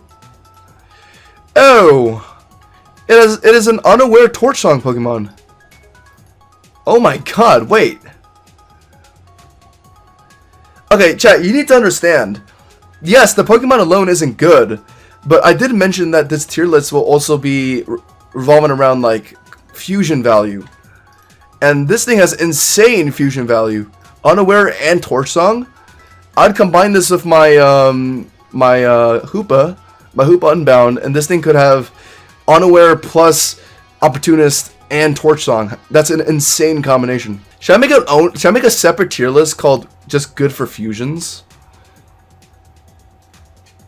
Should I do that, chat? Because I feel like it's so weird to place them when I'm like thinking about them as fusions, right? Special attack drops plus 80 power plus Torch Song plus recovery. That's crazy. Yeah, exactly. The only problem is like this Pokemon itself is just kind of booty cheeks. But once you fuse it with something else is when you start seeing some crazy value. Yes, I like that. And I will move that up. Yep, because I think they're valuable, very valuable. Let's put Screamtail there, and honestly, because Suicune is one as well, we'll put it up there. Fluttermane, Dazzling, surprises the opposing Pokemon, making it unable to attack with priority moves. Okay, so it's just Queenly Majesty. Essentially, just protects you from Quick Attack, Jet Punch, etc. Astro Barrage, Moonlight, Earth Power. Okay, so all just good moves. Flamethrower is good for steel coverage. Earth Power is also good for steel coverage, and also yeah, it's good for steel coverage mostly. Does it get Nasty Plot? It does, right? It does not. Wait. Ew. Huh. That means it's not very good.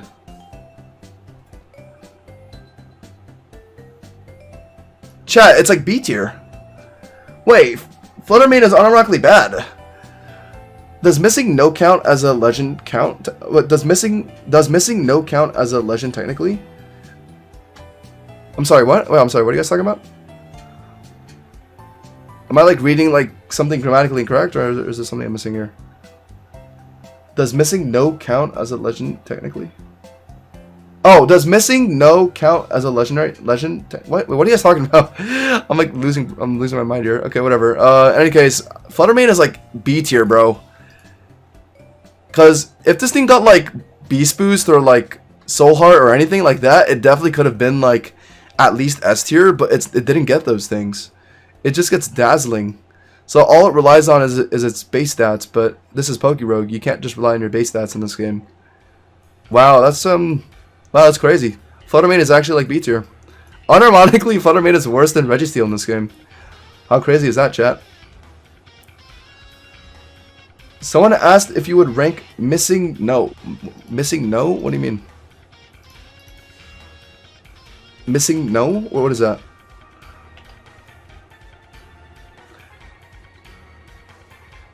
What is missing? Am I crazy? What are you guys talking about? What legendary area is talking about?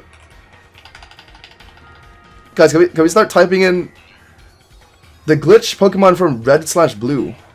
What is that? Missing No.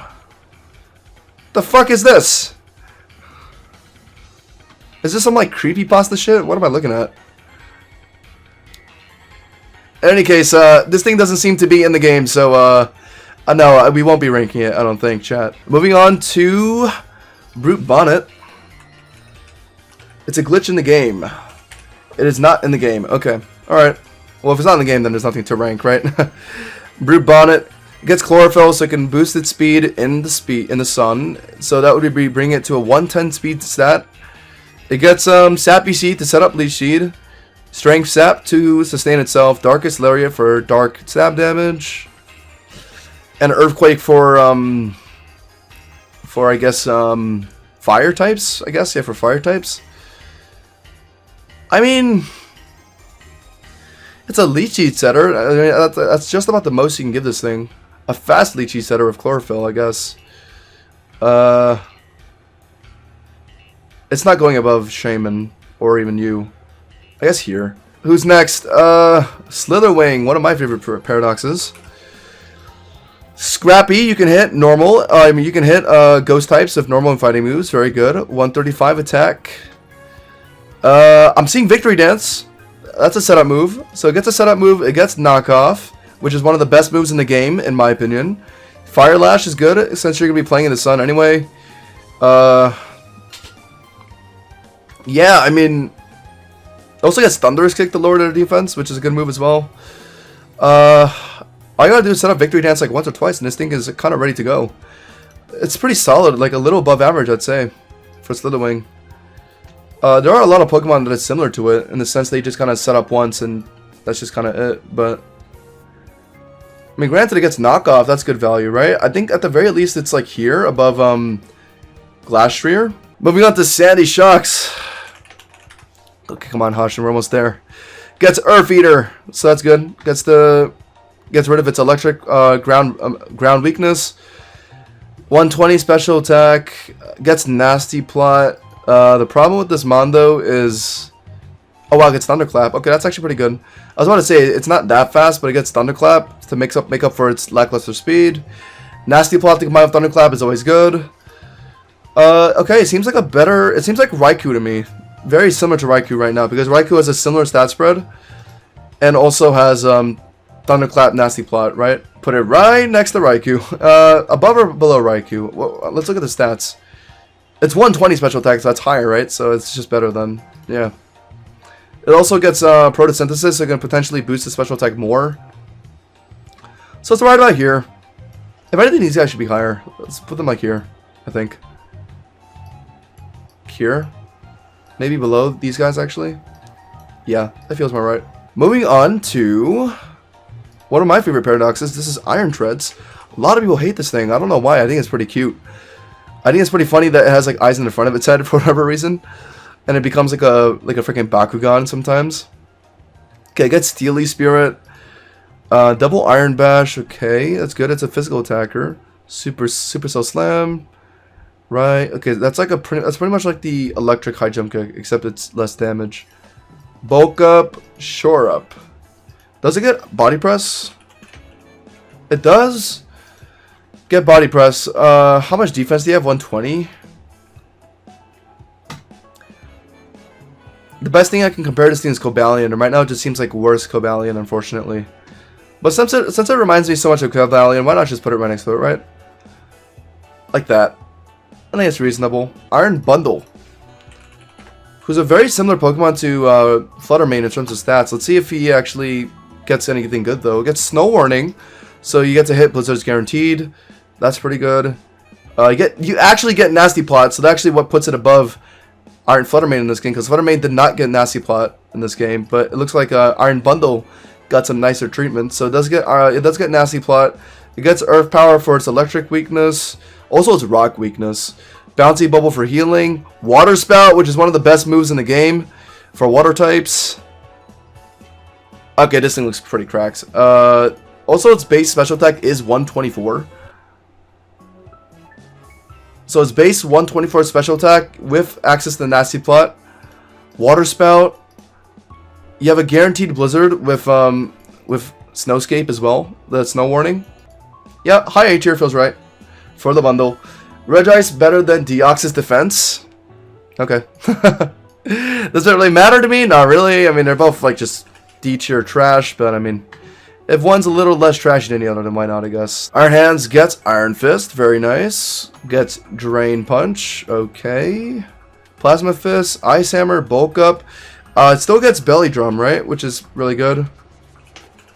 Yeah, it gets Belly Drum. So it can get its attack to max. And then you can probably just heal for Citrus Berry afterwards, right? Oh no, Citrus Berry is after 25% HP, isn't it? So maybe not. Oh no, it is after 50% HP. So you would heal from the Citrus Berry with Belly Drum. I mean, that's got Iron Fist. I think that's good enough. I mean, that's solid. We'll put it like in a decent, like probably around the Iron Bundle tier, maybe a little below it, like here. Moving on to Jugulus. It gets Lightning Rod, so it's immune to electric type attacks, which is good because it's a weak to electric because it's flying type. 120 special attack. Fiery Wrath, Oblivion Wing, Nasty Plot. Big problem. This thing is still 108 speed. Is there any way to increase its speed? No, so it does not get agility. It does get Nasty Plot. But Lightning Rod is a very niche passive. We'll do this. We'll do it behind the two electric fuckers. Keep Iron Hands here. If not, actually Iron Hands might be better than Victini. Whatever. We'll think about that later. Alright. Moving on to Iron Moss. Iron Moth gets Levitate. Bypasses its ground weakness. Very good. 140 special attack. That's a way better special attack stat than freaking Jugulus. Also has a higher speed stat. So this thing just looks like a better Jugulus right now. Okay. What else do you get? Let's see. Malignant Chain. Okay, that's stab. Quiver Dance. Very good. Yeah, this thing looks significantly better. Also, doesn't have a ground weakness anymore, so that's really good. Because that's like one of its few weaknesses. Outside of water, psychic, rock. Okay, so yeah, those three weaknesses. Still though, it's a Pokemon that's relying on setup of Quiver Dance. Although the stats are way better with 140 special attack, which wants me to at least put it in high A tier for my... Maybe above Xerneas, okay. Xerneas is not that good. Yep, okay. Moving on to Iron Thorns, one of my favorite Pokemon. Just got my first maxed IV Pokemon. It was a Burmy. Good for you, I guess. That's pretty dope. At least it was something. Okay, so Iron Thorns gets Sandstream in this game. Okay, so it's kind of like Tyranitar. What does that mean? Sandstream, Shore Up. Shift Gear to increase its speed. Diamond Storm, which can increase your defense. Does this thing get Body Press? It actually does. Wow, I actually didn't even know that. Okay, so it gets Body Press and Diamond Storm. That's a good combination. It's looking like a worse Diancie to me. It's looking like a worse Diancie, except it can set up Sand, which can be good for any Sand Rush Pokemon you want to use. Oh, actually, it also gets Shift Gear. That is a good setup move. I think it's pretty tight with Diancie. I'll put it a little behind it, though. That's what I'm thinking, like here. Wo-Chien. Okay, we're finally past the paradoxes. We're on the Ruination 4 now. Wo-Chien is going to have Vessel of Ruin, which lowers the special attack of all the Pokemon that it's facing, except itself. Tablet of Ruins, I believe, lowers the attack. Okay, so it's a utility mon that's going to be decreasing the offenses of the enemy Pokemon.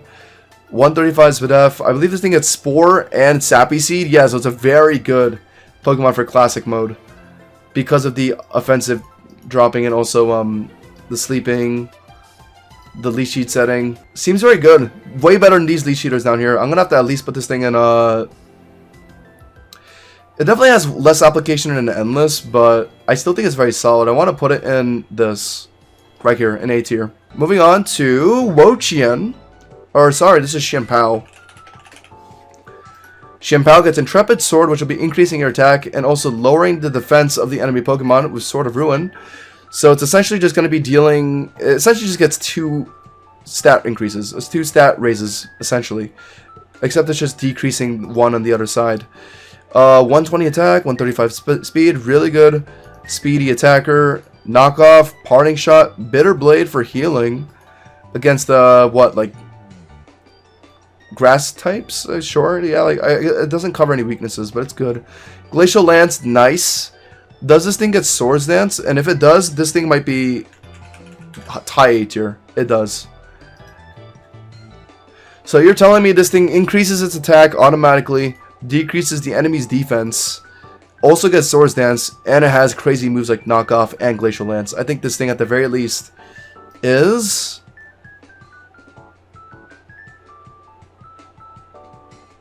Ooh. I think it's better than Zeraora for sure. I think it's like here. Chat. Right here. Feels about right. Moving on to Tinglu, the ground Ruination Pokemon. Tinglu gets Stamina, which is freaking cracked on it because it's so tanky. It also lowers the special attack of the enemy Pokemon, so it can survive a bit more. Alright, so it seems to be way more leaning towards the physical defense side, although it does have something to help with the special attackers with Vessel of Ruin. Wicked Blow, which does not really matter. Its attack stat's only 110, so it doesn't really matter that much. 1,000 arrows, okay. Sappy Seed for Leech Seed is great. The real question is, does it get Body Press? It does. Okay, so it's a Body Presser. It has 120 base defense, also Stamina to stack up more defense. It's a Leech Seed setter, so you can use it as a Eternatus killer and also use Ruination, right? Ruination is a move that deals damage in set amounts. You don't really care too much about the offenses. You can ignore Wicked Blow and 1,000 arrows. But Stamina, Body Press. That's all you need to know. You get Stamina, it gets Body Press. For that reason, it's up here. The fish Pokemon, Chi-Yu. Yep. That is such a cool shiny. Oh my god, is that the epic shiny? That is sick. Alright, chat. This thing gets Drought. Turns the sunlight harsh. Okay, so it's just setting up sun. Lowers the SPDF of the enemy Pokemon. So, okay, so it'll be dealing more damage with its special attack moves. Decent speed curve at 100 with 135 special attack. This thing gets Fiery Wrath. Okay, good for flinching. And it's also Stab as well with Dark type. Hydro Steam deals more damage in the sun, I believe. So it's going to be boosted to 120 damage. And it's going to be a 120 damage water type move. That's going to be good for its grass or its ground weakness. It's ground weakness. Yeah, it's ground and rock weakness. So Hydro Steam is a pretty good move as well. Torch Song. It gets Torch Song. So it can increase its special attack. Okay. Wait, wow. This thing looks cracked. But can it increase its speed? No. That is the only weakness of this thing then. That it's locked at 100 base speed. But. Eruption. Hydro Steam for coverage. Torch Song for setting up. And also Drought to boost fire type moves. And also Beads of Ruin to decrease SPDF of the enemy Pokemon. This thing is kind of cracked. Unfortunately, we can't rank it too high because its speed is a problem, but this thing is pretty good from what I'm seeing right now. Alright, I think it's like here. I think it's right here, chat. Also, we gotta... Hold on. I forgot Uxie is also an unaware Fusemon. Roaring Moon, I think this is our last Paradox, right? Or no, there's also Iron Valiant. Tough Claws. Powers up direct contact. Fire Lash, Sucker Punch. I believe you get Swords Dance, right? You do not. So you just have to rely on Dragon Dance then? So yeah, it just relies on Dragon Dance.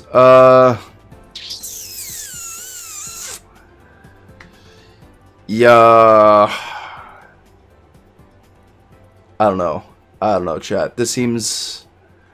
To me, this seems like a worse version of like Zeraora or Xianpao. That's how it feels to me. It does get Sucker Punch. Boosted Sucker Punch is good. Tough Claws. Fire Lash for ice types. But, I don't know. Not the best typing. It's quad weak to fairy. I think it's just around the same area as Zeraora and Shimpao. Probably a little lower because it's slower, is what I'd say. Although it does get Sucker Punch. Wicked Blow. Okay, maybe it's higher. Maybe it's higher. Maybe I'll put it here. Moving on. Iron Valiant adaptability. So it will be powering up its fairy and fighting type moves.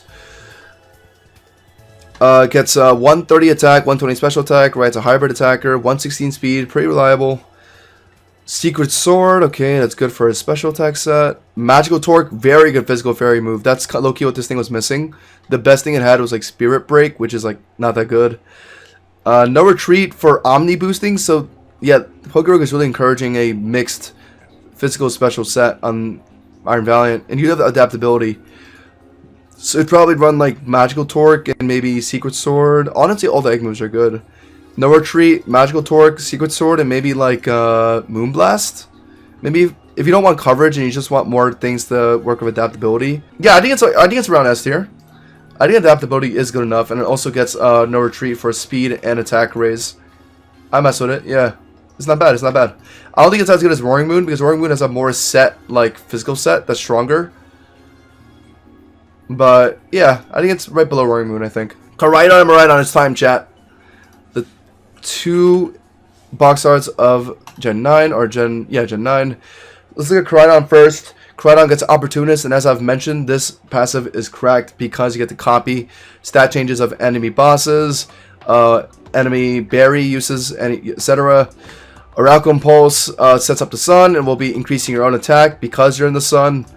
130 attack, 130 speed. I mean, this thing is kind of cracked.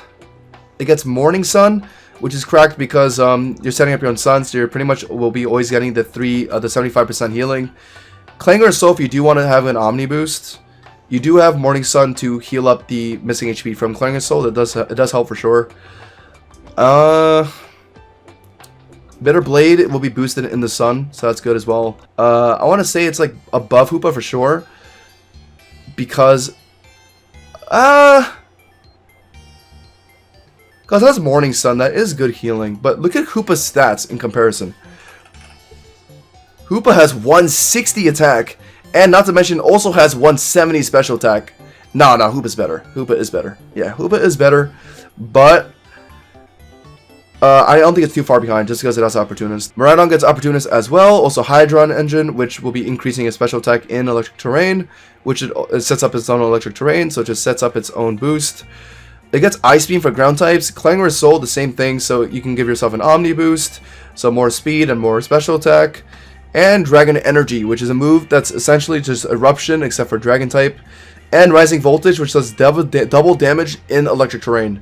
So this thing is basically just like better Koraidon because you have a 140 base power move essentially in Rising Voltage, 150 in Dragon Energy, so it just has harder hitting moves because you just get like 90 base power Bitter Blade, 120 base power Glaive Rush. Like Miraidon for sure got the better end of the deal here in PokéRogue. I think this thing definitely deserves to be probably right next to Koraidon, but it's better. It is better for sure. Alright, moving on to Walking Wake. I'm pretty sure he gets Drizzle, I think? No, it gets Beast Boost. Wow. It gets Beast Boost, which will be increasing his special attack. Photosynthesis will be increasing his power in the sun, so you're going to need to pair it with a Sunsetter. It gets Bouncy Bubble, Dragon Energy, Nasty Plot. Okay, so all great things. In terms of how hard it can hit, it seems like it can hit really hard because it gets Beast Boost for its special attack, gets Nasty Plot for its special attack, Dragon Energy, which is a special attack move, Earth Power for its electric weakness. Okay, so like I get it. Like, seems to hit really hard. The question I want to know, or the answer I want to know is, it does get Agility. Wow. Okay, so it does have a way to set up its speed as well. So it can set up its speed. It has a really good ramping special attack with Nasty Plot, Beast Boost. Okay, alright. It has what it wants. It has what it would want.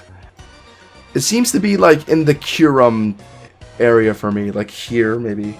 Maybe not. I might change that. We'll see, we'll see. Okay, moving on to Iron Leaves. The other introducing DLC Pokemon.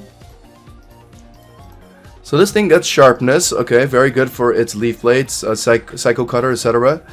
Or side blade, whatever it's called. You get spore for whatever reason, so it can just put something to sleep immediately. That's something. U-turn, okay, for pivoting. 130 attack is good. It does get agility, I do know that. Bitter blade for water type.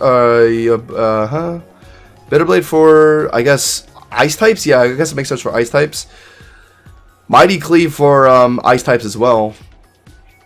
Leaf blade, side blade gets agility, but what's its signature? It's sharpness, right? So it doesn't get beast boost like walking wake does.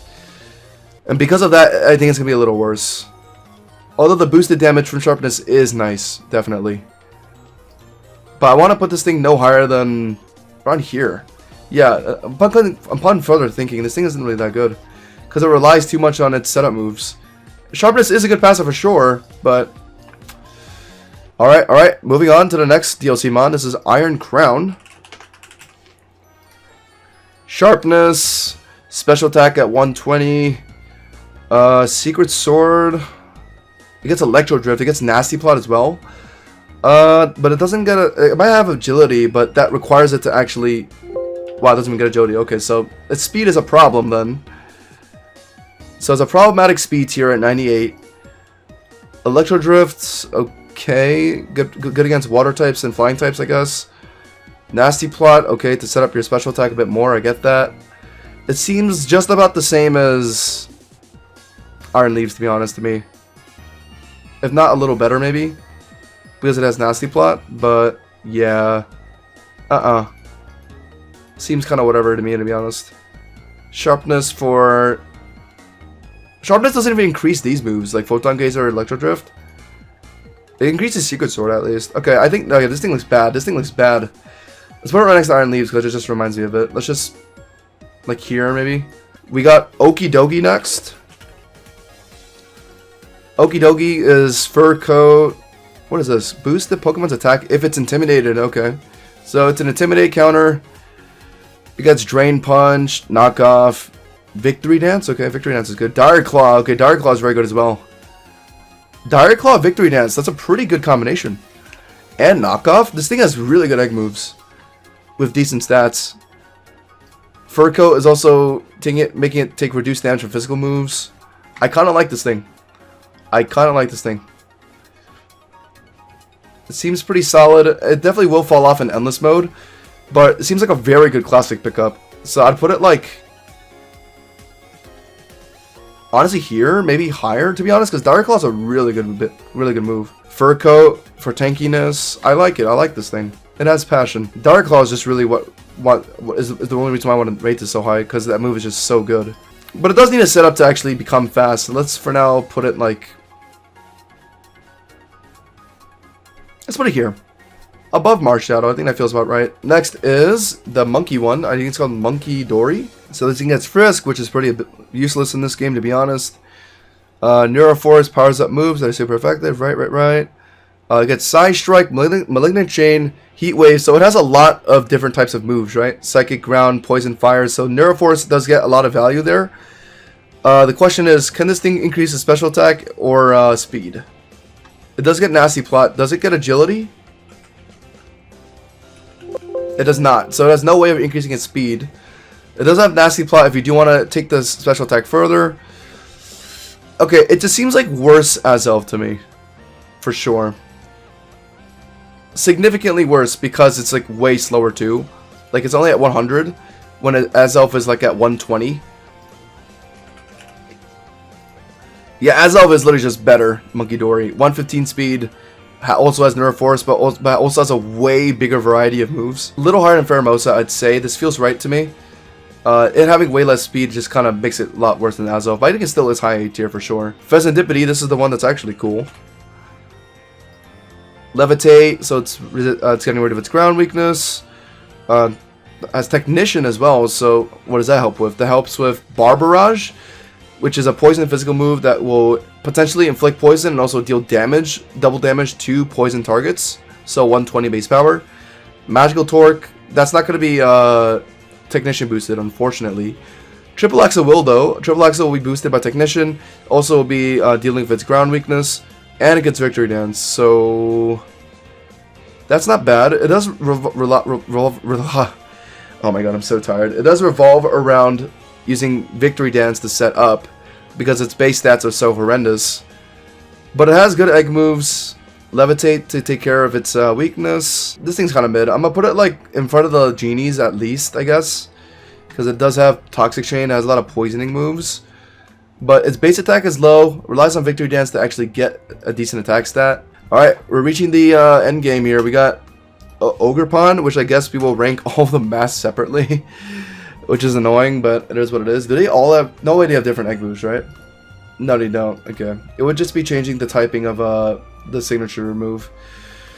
So, the regular one... They all have Opportunist, which, as I mentioned, is a really good ability in this game.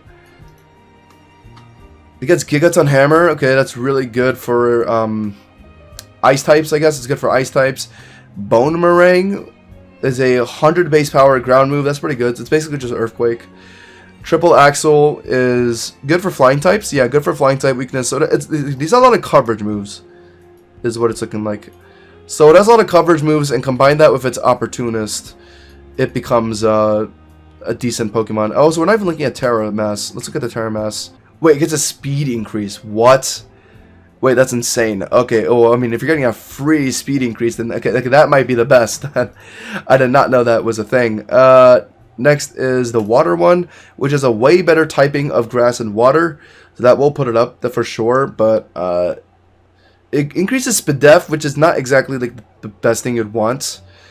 And because of that, I think it kind of loses some power. Although water does help. Making Ivy Kujol a water type move that's helped with its fire weakness. I think it's going to be like here. Right about there. The stone one. Sturdy obviously is a very good ability in this game. So that gives it some, yeah, probably like right there. Because Sturdy is good because you can fuse it with Pokemon that have Metal Burst. So that gives it a lot of value. Rock for Ivy Kujol is good to deal with those flying types. When it becomes Terra, what stat does it increase? Defense. Which kind of sucks, but I mean, it is a good typing, so I feel like it has to at least be here at second place. And lastly, the Fire Terra Mask gets attack, Grass Fire. What? Okay, let me think. That's gonna be resisting, or its only weaknesses will be flying, poison, flying, poison, water, not water. Sorry, rock. Okay, flying, poison, rock. So 3 weaknesses. However, when you get subbed in, you do get an attack increase, which I feel like is really good. Okay, let's put you at the front just because of that. Next is Gouging Fire. We can finally move on to the last bit of DLC mons. Gouging Fire gets Photosynthesis. Okay, Beast Boost, Beast Boost. So that'll be increasing its defense. It has Body Press, right? It does not get Body Press, so it's a Beast Boost mon with defense increases, but no Body Press. Bulk Up, though. It gets Bulk Up. This thing seems very lost. Not to mention its speed tier is kind of ass. It doesn't get Dragon Dance either. Yeah, this thing looks pretty lost. I guess it's just a utility mon for burning, but that's worse than just having a Leech Eater, right? Although you can have both, I guess. It's B tier to me.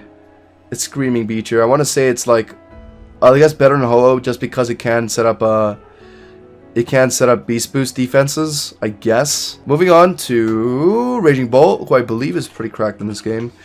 Raging Bolt gets Beast Boost as well, and Special Attack is its highest stat. So what that means is it's a Special Attack ramper of Beast Boost, and it can just spam its signature move, Thunderclap.